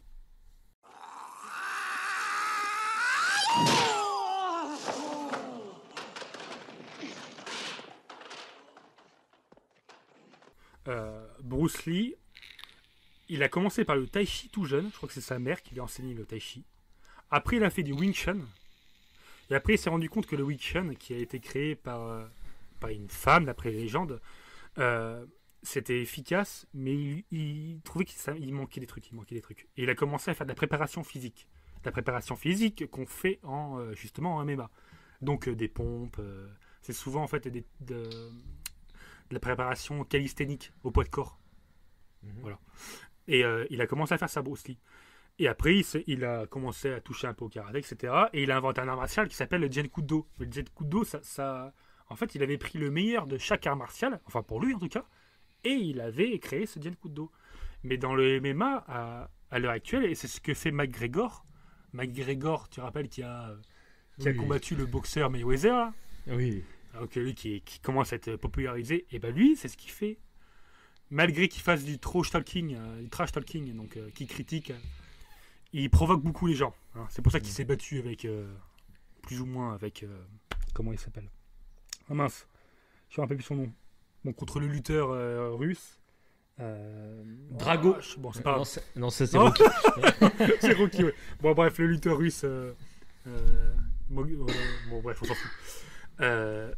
Pareil, lui, c'est ce qu'il fait, c'est exactement ce qu'il fait. Et dans le MMA, c'est ce qui est super intéressant, c'est ça, c'est que les mecs continuent à apprendre et s'inspirent un peu de tous les arts martiaux pour être le meilleur sur le ring. Et je trouve ça super intéressant. Le MMA, je trouve que c'est super intéressant pour ça. Et je trouve ça dommage que ça soit interdit en France. Parce que c'est interdit en France. Oui. Parce qu'apparemment, c'est trop violent. Sauf que non, c'est pas si violent que ça en fait. Et je vais préciser pourquoi. Mais voilà, bon, bref, voilà. Et le côté préparation physique, pour quelqu'un qui veut vraiment faire des arts martiaux complètement, en fait, dans sa globalité, je pense que c'est indispensable. Et voilà, on fait tout le tour en faisant ça. Donc voilà. Donc pour revenir à ce que je disais par rapport à Bruce Lee, justement aussi, il n'était pas fan, mais il regardait méticuleusement la boxe de Mohamed Ali. Et apparemment, Mohamed Ali et Bruce Lee, c'était prévu qu'ils fassent un combat. Il y a une histoire comme quoi Mohamed Ali, donc le grand champion de boxe, et Bruce Lee qui projettent un combat. Mais parce que Mohamed Ali a eu quelques discours en disant qu'il allait combattre contre quelqu'un qui faisait un art martial. Voilà. Et il a dit, moi j'utiliserai mes poings et lui il aura le droit d'utiliser ses jambes. Donc tout le monde pense que c'était Bruce Lee. Parce que Bruce Lee et Mohamed Ali se sont déjà rencontrés et ils s'aimaient bien tous les deux. Et ils se cherchaient un peu. Donc ça aurait été énorme. Les deux grands... maintenant... Et en fait, Bruce Lee est mort juste avant... dans l'année. Il est mort dans l'année où il devait combattre contre Mohamed Ali. Ouais, donc, il a eu peur. Il a eu peur. Je pense. Il s'est suicidé. Le truc de fou, c'est ça. Le mec, il voulait pas mettre la honte à l'Asie. Du coup, il a préféré... Non, bon, bah, Il est mort de quoi d'ailleurs, Bruce Lee? Il a fait une overdose de médicaments. Bah voilà, un suicide. Un suicide. Bah oui, mais en fait, non, je pense pas qu'il s'est suicidé, mais si. c'est que il est au niveau prépa physique, il était complètement baisé. Il s'est blessé le dos, il a été paralysé, complètement paralysé. Les médecins lui ont dit qu'il allait jamais pouvoir reprendre le sport de combat. Et il a insisté, il a réussi. Donc son histoire est super intéressante pour ça, pour la motivation du mec à vouloir reprendre sa passion, quoi. Et donc il a réussi à reprendre le sport, mais il est mort pas longtemps après parce qu'il devait prendre des médicaments. Donc je crois qu'il a fait une overdose de médicaments. Au niveau préparation physique, ouais, il était fou. Il était fou. Mais bon, il y a des histoires comme quoi c'était des drogues ou je ne sais quoi. Bon. Comme Michael Jackson. Ouais, je sais pas. Peut-être qu'il était pédophile aussi, Bruce Lee. Oui. Ne parlons pas de cet homme. Non. On peut préciser qu'on est en pleine semaine avec le documentaire sur Michael Jackson. Donc, Oui. Bon, pour l'instant, on peut dire aux gens que ce sont des témoignages. C'est vrai qu'il avait un comportement bizarre. Oui, voilà. Les mecs qui vont rentrer, on change. Bon, podcast Michael Jackson. C'est au bout d'1h06. Bon, finalement, on va rebaptiser. Mais on fera sûrement un épisode sur Michael Jackson un jour. Ouais, carrément. Plus positivement que négativement. Hein. Mais voilà, on en fera sûrement un, je pense. Oui, carrément. Voilà, allez, on continue. Donc, continue. Donc, on s'approche de la fin. Voilà, c'est pour dire que le MMA actuel, en fait, s'inspire beaucoup par rapport aux combattants qui continuent à évoluer, à faire de la prépa physique, à toucher un peu à tous les arts martiaux. Ça s'inspire un peu de la méthode de Bruce Lee, donc je trouve que c'est intéressant. Et c'est ce qui a fait le décalage fulgurant. Donc, je voulais parler de McGregor. Lui, au début, quand on voyait son style, on s'est dit, s'il est là, il va pas aller loin. Parce qu'il n'avait pas un style classique. Et il n'avait pas un style de boxeur, de kickboxing. Parce que le MMA, il y a eu un moment où le MMA, tout ce qui était arts martiaux, alors pour séparer les sports de combat des arts martiaux, tout ce qui était kung-fu, Wing Chun, etc., c'était pourri, quoi. T'avais ceux qui faisaient du kickboxing, de la boxe thaï, etc. Et t'avais les sportifs de combat, et voilà. Il y avait une limite entre les deux, en fait. Les deux se disaient... alors que non. En fin de compte, maintenant, ils se rendent compte que non, tous les styles ont quelque chose d'intéressant à apprendre. Trouver le sien, quoi. Et, le sien pour s'épanouir. C'est ça. D'ailleurs, un truc qui est complètement idiot, et ça, je voulais le citer, les matchs du genre... alors, je vais citer... qu'est-ce que je pourrais citer? Bon, je vais citer le Wing Chun. Le Wing Chun, c'est l'art martial de Ip Man, qui est l'entraîneur de Bruce Lee. Voilà. Mais il y en a d'autres. C'est un style... Aka Donnie Yen. C'est ça. J'adore cet acteur. J'adore. Donnie Yen qui incarne Ip Man dans les films. Je pense Voilà, qu'il y d'ailleurs, aura un regardez- épisode qui sera Oui, c'est un de tes films est un des préférés, meilleurs films donc, d'arts martiaux. voilà. Faut le voir. On va en parler, ouais. Et ça sera l'occasion de parler un peu du Wing Chun d'ailleurs. Et alors, les matchs Wing Chun, par exemple, Wing Chun avec boxe anglaise, c'est complètement débile. Pourquoi ? Parce que on va mettre quelqu'un qui fait de Wing Chun contre quelqu'un qui fait de la boxe anglaise. Forcément, si c'est des frères jumeaux, on va prendre des frères jumeaux qui ont les mêmes capacités physiques. Celui qui fait de la boxe anglaise, il aura l'avantage. Forcément. Donc ça sert à rien de chercher. Oui, la Wing Chun c'est plus fort parce que tu as dit oui. Non. On est dans un ring. C'est un sport de combat. La personne qui a l'habitude d'être dans un ring, c'est celui qui fait de la boxe anglaise. Il aura tous les avantages contre le Wing Chun. Le Wing Chun, on apprend des tranchants dans la gorge. T'as pas le droit de faire ça hein, sur un ring. Hein. T'apprends les doigts dans les yeux. C'est interdit. Même en MMA, c'est interdit. Donc on peut pas comparer. Donc ça me gonfle de voir ces trucs-là. Et de voir les gens, ouais, non, c'est ça le meilleur, c'est complètement débile. Et puis en plus, là, j'étais pris l'exemple de deux frères jumeaux, parce que pour savoir quel est vraiment le meilleur art martial, il faudrait mettre 1000 personnes qui font de la boxe anglaise, 1000 personnes qui font du Wing Chun, parce que pour qu'il y ait, avec un niveau d'entraînement à peu près équivalent, et faire tous les matchs, et il faudrait faire une grosse statistique pour savoir quel est le meilleur art martial. Et ça serait Oui, et même puis pas, faudrait même pas que ce soit sur un ring. Il faudrait que ce soit genre dans la rue. Voilà. Il n'y a pas de Faut- règle. Puis sur C'est 1000 pas- personnes, il y a eu combien de morts d'un côté ou de l'autre, quoi. Ouais, c'est ça. Non, mais c'est pour ça. Et ça, c'est ce genre de. Il y a beaucoup de gens, même des gens qui pratiquent. Hein, Mais de toute qui façon, débattent là-dessus. c'est pareil pour beaucoup de sujets. De toute façon, faut toujours Ouais, que mais son c'est- truc, oui, que ce bah- soit du Wing Chun ou je sais pas quoi, Oui, que c'est ce vrai, soit c'est vrai, ouais. n'importe quoi, que Bah, comme- mon film il est meilleur que l'autre, mon jeu il est meilleur que l'autre, mon sport il est Oui. meilleur que l'autre, c'est toujours pareil dans tous les sujets. Comme on parlait de Red Dead.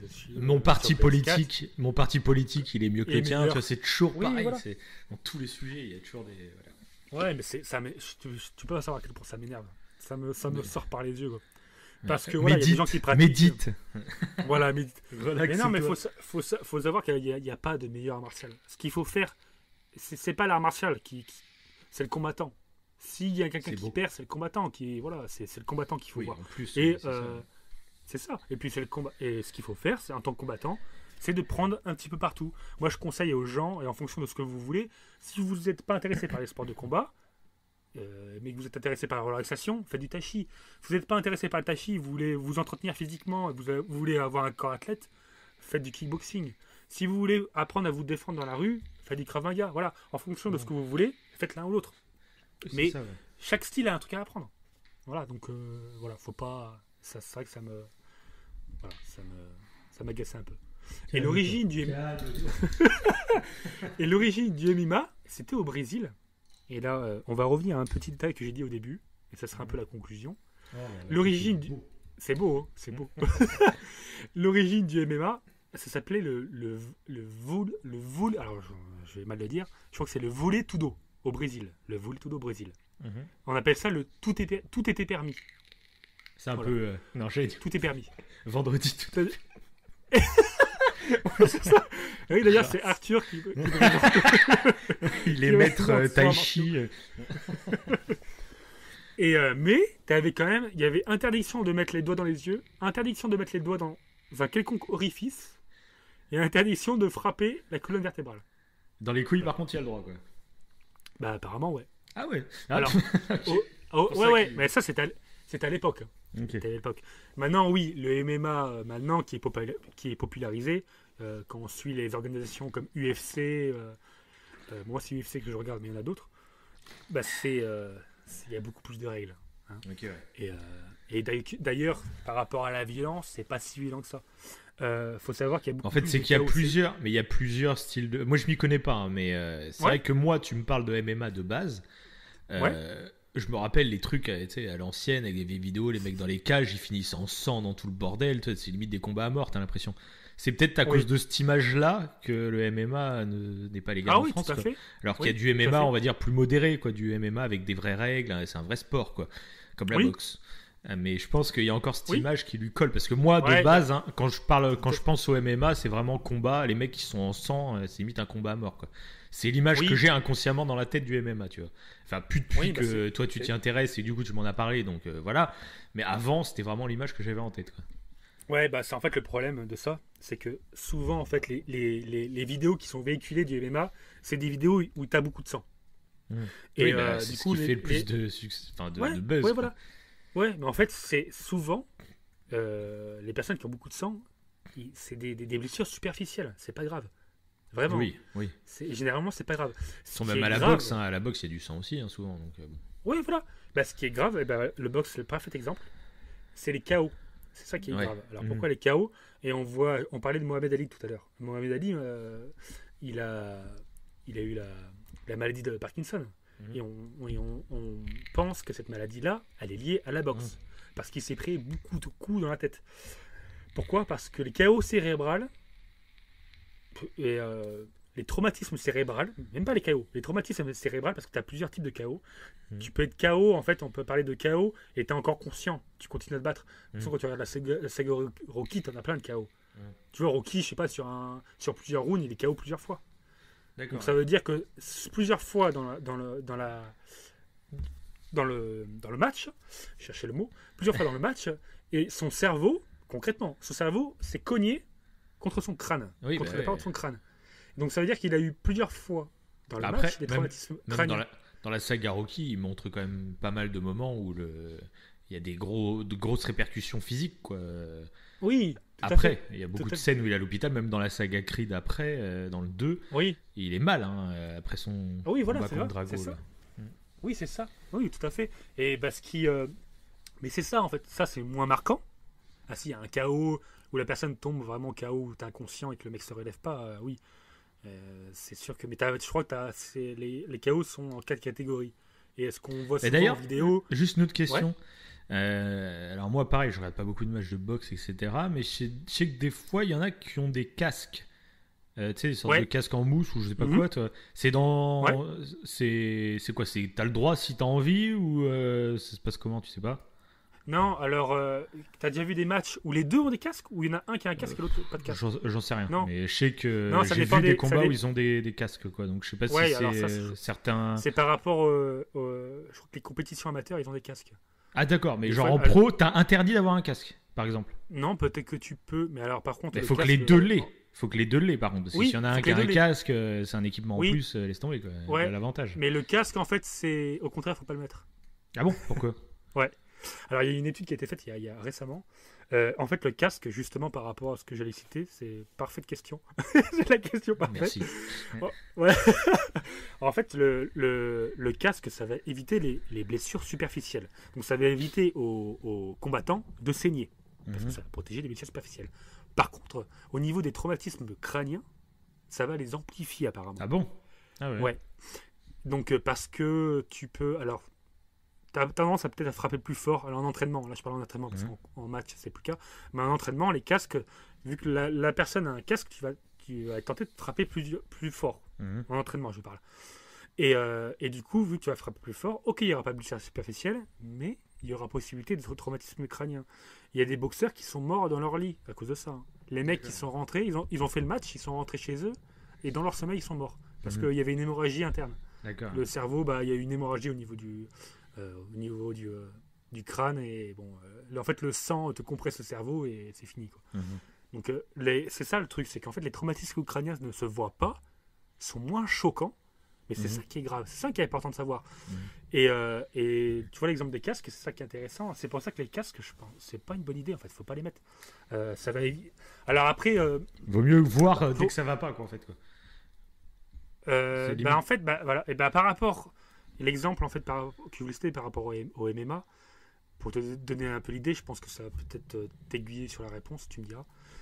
C'est que un Rocky, on va prendre Rocky parce que tout le monde connaît, sur plusieurs. Déjà, tu as vu les gants de boxeur, c'est des gants énormes. Mhm. Donc, tu as moins de risque de couper. Mhm. Les gants ouais, parce que les gants de MMA, tu as les doigts qui sortent. Oui, c'est vrai. Voilà. On voit les doigts. Pourquoi? Parce que dans le MMA, tu as le droit d'agripper. Mhm. Tu fais de la lutte, donc tu as besoin des doigts. Donc, les gants sont différents. Tu peux tendance à à blesser plus au niveau superficie. Voilà, ça c'est un petit détail. Et donc Rocky, comme d'autres boxeurs, tu peux tomber plusieurs fois KO pendant un match. Et c'est-à-dire que tu n'auras pas forcément de grosses blessures superficielles parce que tu as des gros gants de boxe. Par contre, au niveau traumatisme crânien, ça peut être vachement dangereux. Dans le MMA, oui, il y a beaucoup plus de risques de blessures superficielles et des fois, c'est vrai que c'est impressionnant. Par contre, au premier KO, le match est fini. Okay.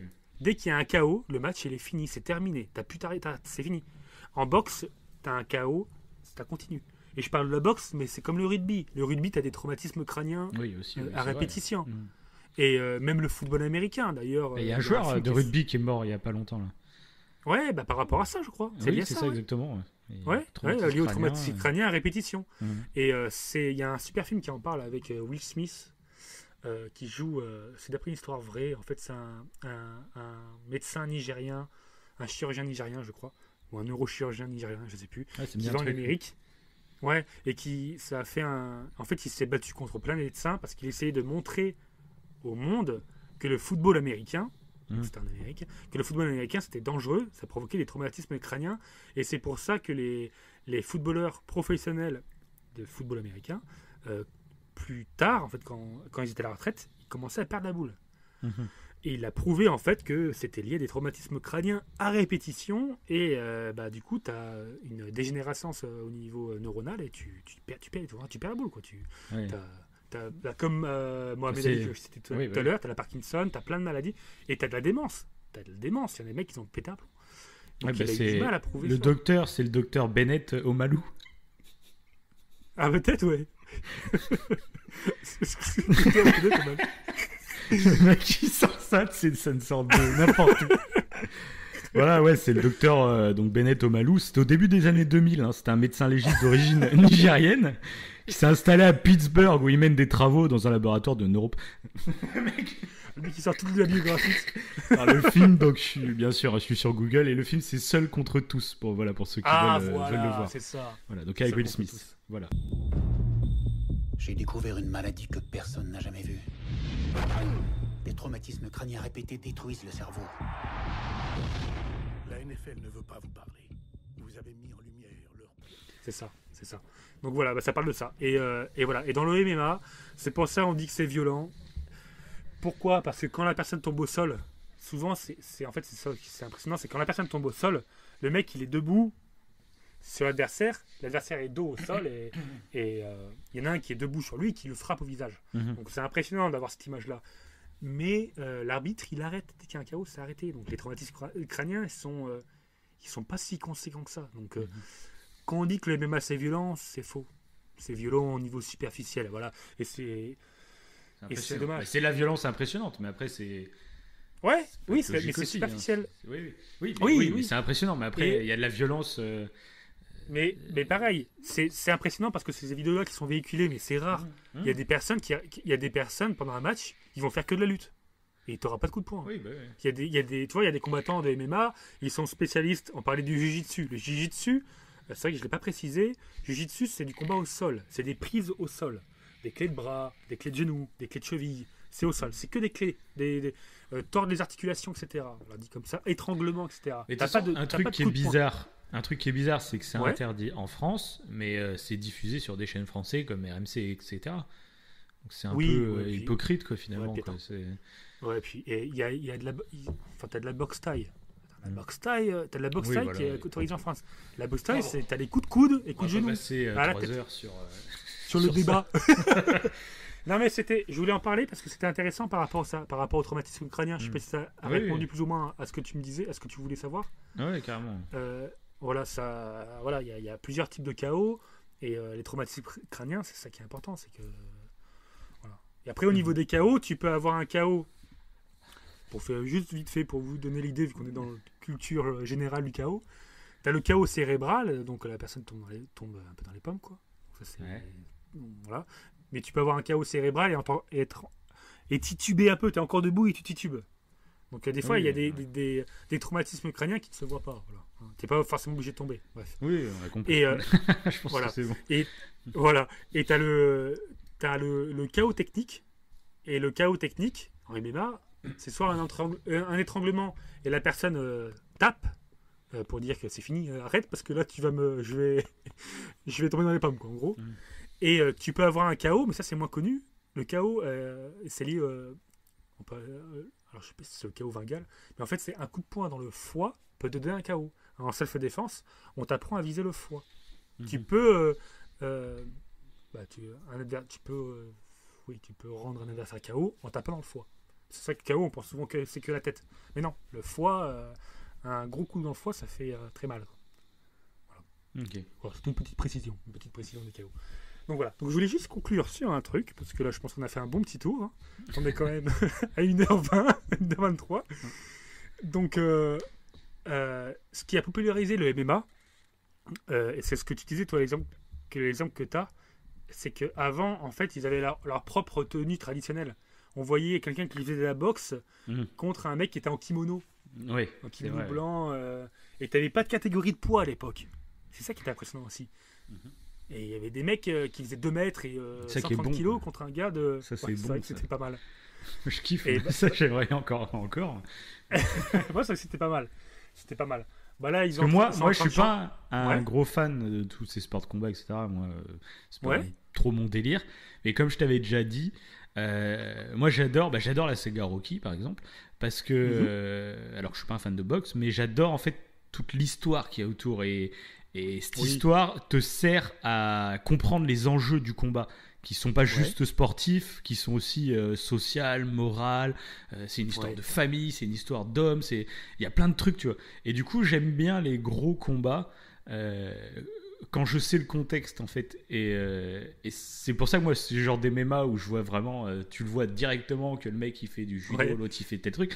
Là, tu vois, ça m'interpelle et ça je kiffe. Parce que je me dis, là, tu vois, il y a déjà une histoire qui se crée rien qu'avec le visuel. Et ça, moi, j'aime bien. Et voilà. Donc moi, voilà, je suis pas contre genre avec McGregor et tout, on peut lui cracher dessus parce qu'il cherche la merde, etc. Mais moi j'aime bien ce show, en fait. J'aime bien lui, c'est clairement ces combats, ça devienne du show. Et voilà, c'était ma petite précision. Moi j'aime bien, voilà, comme je m'y connais pas, je suis pas aussi pointu, mais j'aime bien. Voilà. J'essaie de te vendre le combat comme quand tu sais le contexte, comme le combat Mayweather contre le comment il s'appelle, le karatéka asiatique. Qui fait mettre KO dès le départ. Mais voilà, c'était très rapide. Ça va, c'est des mois de préparation, mec. Au bout de 10 minutes, 10 minutes, il est en train de faire des putains de titulations sur le... En plus, il avait 2 heures de retard, 1 heure de retard, Mayweather. Je sais plus. Oui, c'est vrai. Oui, j'étais chez toi en plus d'ailleurs à ce moment-là. On essayait de suivre le match à peu près en direct, mais il y avait du retard, je sais pas quoi. On était parti faire les courses. Ah, c'est bon, le match a commencé, vite. Ah bah non, il est fini. Voilà, il est fini, c'est bon. Un truc ultra rapide. Mais tu vois, par rapport à ce que tu disais, c'est ce que j'aimais bien moi aussi à l'époque, c'était qu'ils avaient leur propre tenue. Ouais, mais carrément, parce que déjà ça raconte un truc pour quelqu'un qui connaît rien. Déjà, tu as un petit contexte qui s'installe et tu comprends déjà une partie du combat. Que maintenant, tu le vois dans la même tenue, le mec, ils font des prises quand tu maîtrises pas les styles de combat différents. Exactement, Le mec, il fait de la lutte, l'autre, il fait une sorte de lutte, mais plus, je sais pas, gréco-romaine, j'en sais rien. Tu vois pas la différence, en fait. Que si le mec, il est habillé d'une telle façon, l'autre d'une telle façon, même si tu connais pas les techniques de combat, tu comprends qu'il y a une dualité. Et ça, moi, c'est dommage. Oui. Alors, moi aussi, je trouve que c'est un peu dommage. Après, en fait, ce qui se passe, c'est que maintenant, en fait, tous les sportifs de MMA touchent à tout. Donc, en fait, t'as plus de voilà, c'est ça. judoka contre machin. Ils touchent à tout. En fait, c'est ça qui est un peu dommage. C'est qu'au lieu de faire des affrontements entre arts martiaux, on va dire, ça devient une sorte de perfectionnement et on mélange les arts martiaux pour atteindre le truc un peu le plus optimal, tu vois. Mais du coup, ça perd un peu de son charme, je trouve. Après, parce que je m'y connais pas, Quand tu t'y connais vachement, ça doit être vraiment cool. Mais je suis d'accord. Mais pour quelqu'un de néophyte totalement, c'est un peu dommage, je trouve. Non, mais je suis totalement d'accord avec toi parce que même moi, qui connais les arts martiaux, qui les reconnais plus ou moins, le problème, c'est que maintenant le MMA, à la base, c'est arts martiaux mixtes. Mais le MMA, c'est devenu un sport à part entière. Donc, il y a des combattants qui font que du MMA. Donc, des fois, quand tu regardes les matchs... Ils font même plus leur art martial à eux, quoi, en fait. Voilà, quand tu regardes des matchs de MMA, t'as du MMA pur. Ouais. Et c'est dommage. Moi, j'aime bien. Là, il y a un match là, qui est bientôt qui va arriver. Là, c'est un match entre un mec qui fait de la capoeira et un autre qui fait du karaté. Sauf que les deux, ils sont habillés pareil, mais les deux, tu vois la différence. Le mec qui fait du karaté, tu le vois parce qu'il sautille. C'est le truc un peu. Il sautille avec ses jambes, et les jambes karaté, il sautille. C'est un peu un truc spécifique des karatékas. Et l'autre, c'est vraiment la capoeira à son paroxysme. Le gars, c'est un showman. Il a inventé des coups de pied. C'est lui qui a inventé un coup de pied dans le MMA. Un coup de pied où il rebondit contre la cage. Et c'est un vrai show parce qu'il fait vraiment des figures de capoeira. Le mec, il tente parce qu'il veut. Tu vois, il veut que le public hue, quoi. Et ça, c'est bien. C'est les mecs comme McGregor, lui, il aime bien. Voilà, donc c'est vrai que ça c'est cool. Mais des fois, on voit pas trop les différences. Donc c'est vrai que quand tu t'y connais pas, mais des fois, clairement, parce qu'il n'y a pas de différence. Hein. Des fois, il n'y a pas de différence. Et c'est dommage. Et après, pourquoi ils ont mis une cage? Il y a une histoire par rapport à ça. En fait, l'octogone, parce que c'est un truc octogonal, ça a été créé en fait pour que même un boxeur n'ait pas des points de repère. Il n'ait pas d'avantage. D'accord. Ouais. Tu vois? Et la cage, ça a été fait après. La cage, en fait, c'est pour pas que l'adversaire tombe du ring par rapport aux cordes. C'est pas pour dire, ouais, on les met en cage, ils sont enfermés. Non, c'est pour pas que la personne tombe du ring, en fait. Bah aussi, c'est très marketing aussi. On va se battre dans une cage, tu vois, d'un coup ça donne un truc très sauvage. Il y a un côté. Le mec qui fait de la capoeira. Oui, c'est ça, ouais. Anthony Pettis, le mec qui fait de la capoeira, que je cite là, justement, il a créé le coup spécial en s'aidant de la cage. En fait, il court vers la cage et il prend appui sur la cage en sautant. Et après, il donne un coup de pied. Ah ouais, non, mais c'est un truc de fou ce qu'il fait. Donc voilà. Donc. Bon, je vais arriver à la conclusion. Allez, concluons. Alors, conclusion. Et justement, c'est pour finir la petite histoire du début. Ça conclut en fait parfaitement tout ce qu'on dit là. Et ça conclut parfaitement plus ce que tu dis là par rapport au Tony et tout. Donc en fait, pour revenir un peu aux origines des MMA et pourquoi ça a été popularisé. En fait, c'est grâce en partie à un asiatique qui s'appelle un japonais, il me semble, à vérifier, qui s'appelle Mitsuyo Maeda, qui a apporté le jiu-jitsu japonais au Brésil. C'est lui qui a apporté le jiu-jitsu au Brésil.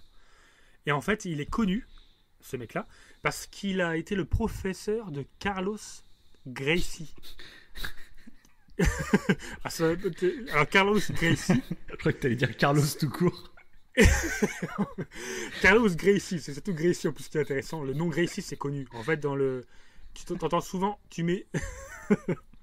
Ouais, toi, tu penses à un Carlos que tu connaissais, non? Carlos, le mec qui chantait, là. Ah bon. C'était le coach sportif de Carlos. Tu te rappelles pas du mec? Un talent inconnu.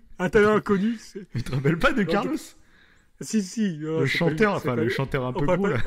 Oui, on parle pas de Carlos. Ah, il aurait eu des techniques de jiu-jitsu intéressantes, hein. Enfin bon, écrasement. Et donc du coup, il a été connu parce qu'il a entraîné Carlos Gracie. Et Carlos Gracie, c'est lui qui a été l'initiateur du jiu-jitsu brésilien. C'est lui qui a créé le jiu-jitsu brésilien. Alors tu vas me dire, mais pourquoi je parle de ça? On va y venir. Parce qu'on s'en fout, en fait, on parle pas du jiu-jitsu à la base. Mais ça va être lié au MMA. Et en fait, Royce Gracie, qui est le fils de Carlos Gracie, donc c'est la même famille.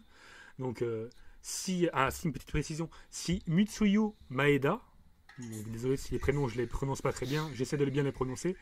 Si Mitsuyo Maeda a entraîné Carlos Gracie, c'est parce qu'il l'a aidé à, il me semble. Ah, j'entends comme une musique. T'as lancé une musique bizarre, non? Oh, le mec, il met du Carlos, quoi. Je me demandais ce que c'était, quoi. Big bisous. Ah, je suis perdu maintenant. Je sais pas ce que je veux dire. Il m'a perturbé, voilà. Je pense à Carlos, c'est depuis 5 minutes. Et qui cherchait Carlos. Et donc, du coup, je veux ce que je veux dire. En fait, Mitsuyo Maeda, concentre-toi. Il a aidé la famille Gracie. Carlos Gracie a aidé Mitsuyo Maeda à faire migrer des Japonais au Brésil. Il y a eu une histoire par rapport à ça, une histoire de migration. Donc Mitsuyo Maeda, pour remercier la famille Gracie, il les a formés au Jiu-Jitsu. Donc il les a formés à un art martial asiatique, alors qu'à la base, il ne l'aurait jamais fait. Hein. C'était pas le but. Hein. Donc c'est vraiment un pur hasard. Donc c'est un truc de fou, je trouve. Et du coup, Royce Gracie, qui est un des fils de Carlos aussi, enfin, je sais pas si c'est le fils, mais il faisait partie de la famille. Et lui, il est mondialement connu. Pourquoi ? Parce que c'est lui qui a révolutionné les arts martiaux dans les années 1990. Parce qu'il a introduit les techniques de Jiu-Jitsu dans les compétitions. Récent que ça. Ouais, putain. oui, c'est lui en 90 en fait qui a intégré les techniques de Jiu-Jitsu en compétition de MMA. Et c'est lui qu'on voit sur certaines vidéos en kimono, qui arrive à étrangler un mec qui est bien plus grand que lui et le mec c'est un bodybuilder on dirait. C'est un boxeur mais c'est un mastoc. Et tout le monde se moquait presque de Royce Gracie. On disait ouais toi en kimono avec ton art martial tu feras pas le poids. Alors je sais plus le nom. Contre ce mec là qui est ultra costaud qui fait je sais pas du kickboxing mais c'est ça que le mec c'est une bête hein. Tu le vois sur les vidéos vous mettez Royce Gracie combat Royce Gracie vous allez le trouver et là c'est vraiment le début du MMA où il a été en kimono comme on parlait tout à l'heure contre des combattants à main nue et en plus ils étaient à main nue là des fois les gars et en fait lui il a été mondialement connu parce que grâce à cet art martial qui a été qu'il a appris par hasard grâce à Mitsuyu Maeda qui venait d'Asie, il a gagné la compétition. Il a battu tout le monde. Il a gagné l'UFC. Il a réussi à combattre contre tous les adversaires. En plus, il n'y avait pas de catégorie de poids. Voilà, comme je disais tout à l'heure.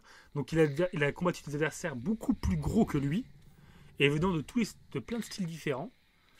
Et il a réussi à tous les vaincre. Donc ça a été en fait le début, c'est là où ça a été le début, en 90, où on se dit, en fait les arts martiaux un peu traditionnels sont peut-être intéressants dans les sports de combat. Donc le MMA c'est un sport de combat à la base, hein, par rapport au groupe que j'avais cité. Mais voilà, maintenant tout est mélangé parce qu'on se rend compte que oui, il y a même les combattants touchent à tout. Quoi. C'est beau. Donc voilà, je trouvais que c'est une petite histoire qui est vraie par rapport aux légendes, et ça suit un peu les légendes du début. Là au moins c'est plus récent, il y a des sources, voilà. C'est ça. Mais je trouve que c'est assez beau. Quoi. Parfait. C'était nickel. Ça la petite bien. conclusion. Voilà. Parfait. Excellent. Voilà. Un petit tour, donc j'espère que j'aurai appris des trucs carrément, là je aux peux gens le dire, qui écoutent. en 1h30, j'ai appris c'est pas mal de trucs. l'intérêt. Bon, c'est beau. Et puis si quelqu'un veut faire l'art martial, ou si quelqu'un doute, je sais pas quoi, que ça aiguise les choix, quoi. Que ça fasse comprendre pourquoi les arts martiaux, ça peut être intéressant pour plein de choses, quoi. Oui, ça permet d'aiguiser ton choix, quoi. C'est sûr. Donc voilà. Carrément. Eh ben écoute. Voilà. Bon, parfait. J'espère que ça t'a plu. Écoute, carrément. Là, non, vraiment, c'est nickel. Parfait. Bon, parfait. Je suis pressé même, du coup, dans d'autres émissions, plus rentrer en détail sur un truc en particulier, tu vois, comme on a déjà dit, par rapport même à des films ou trucs comme ça va être intéressant d'approfondir. Carrément. Là, on a fait un tour un peu global de plein de trucs. Là, c'était vraiment presque un fourre-tout, mais c'était super intéressant. Et, je voulais faire un truc vaste, Voilà, c'est le début, c'était la première émission pour vraiment faire un truc vaste, et je pense qu'après on reviendra plus en détail sur certains trucs qui nous passionnent plus, quoi. Enfin, qui te passionnent et qui pourront me passionner aussi après, quoi, du coup. Oui, carrément. C'était pour un peu remettre, s'il y avait certaines idées reçues, et les combats un peu puérils, ton art martial est meilleur que le mien, toi, c'est ce que tu fais, ça sert à rien. Voilà, c'est sûr. Pour remettre un peu les points sur les i. Parce que c'est super intéressant pour tout le monde et il faut qu'on parle de choses vraies, quoi. C'est beau. Voilà. C'est beau. Écoute, je te laisse conclure. C'est ton émission. C'est ça. C'était mon petit exposé des arts martiaux. Donc pour conclure, qu'est-ce que je pourrais dire de spécifique ? Je pense que j'en ai dit bien assez. Déjà, si les gens ont aimé, qu'ils n'hésitent pas, si c'est sur YouTube, de mettre des pouces bleus, de s'abonner. Carrément, si c'est sur une appli de podcast, Apple, Deezer, Spotify, n'importe quoi, SoundCloud, je sais pas où c'est qu'on va mettre tout ça, mais n'hésitez pas à mettre des étoiles à fond, des commentaires, tout ça. Voilà. Lâchez-vous, des commentaires, faites-vous plaisir. Si vous voulez débattre, si vous voulez, on peut parler de tout. Oui, on essaiera de répondre de toute façon à tout le monde et puis voilà, quoi. Carrément. Bon super. Voilà. Moi j'espère que ça vous a plu en tout cas et ce serait important de le préciser. Moi, personnellement, j'aurais bien aimé écouter un podcast du genre pour savoir vers quoi m'aiguiller. Le mec qui est pas prétentieux. Ça va. Ouais, j'aurais aimé, vraiment. Je pense qu'on devrait le mettre même.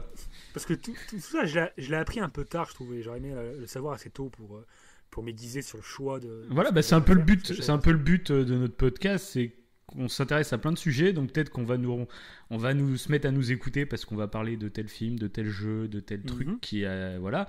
Mais qu'il y ait d'autres émissions qui soient beaucoup plus underground, je dirais, c'est intéressant aussi pour voir, pour découvrir des trucs. Et puis voilà, c'est le but. Ouais. Donc je trouve ça cool et c'était top.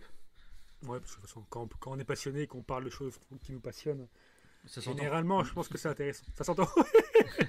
Ok. Bon, nickel. Bon, voilà. Salut à tous. Bon. On vous dit à bientôt. Et allez. Ciao. Ma victoire d'aujourd'hui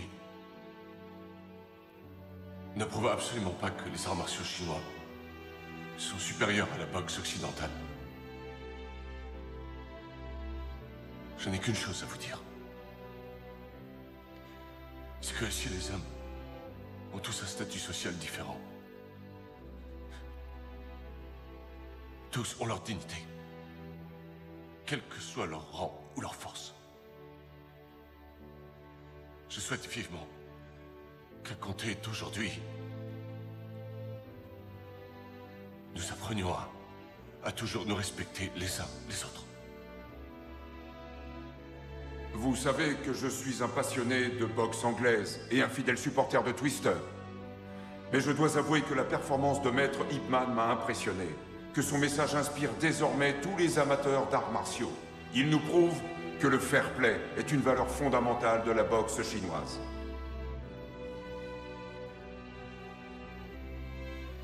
Ce sera tout. Merci. Merci beaucoup, maître.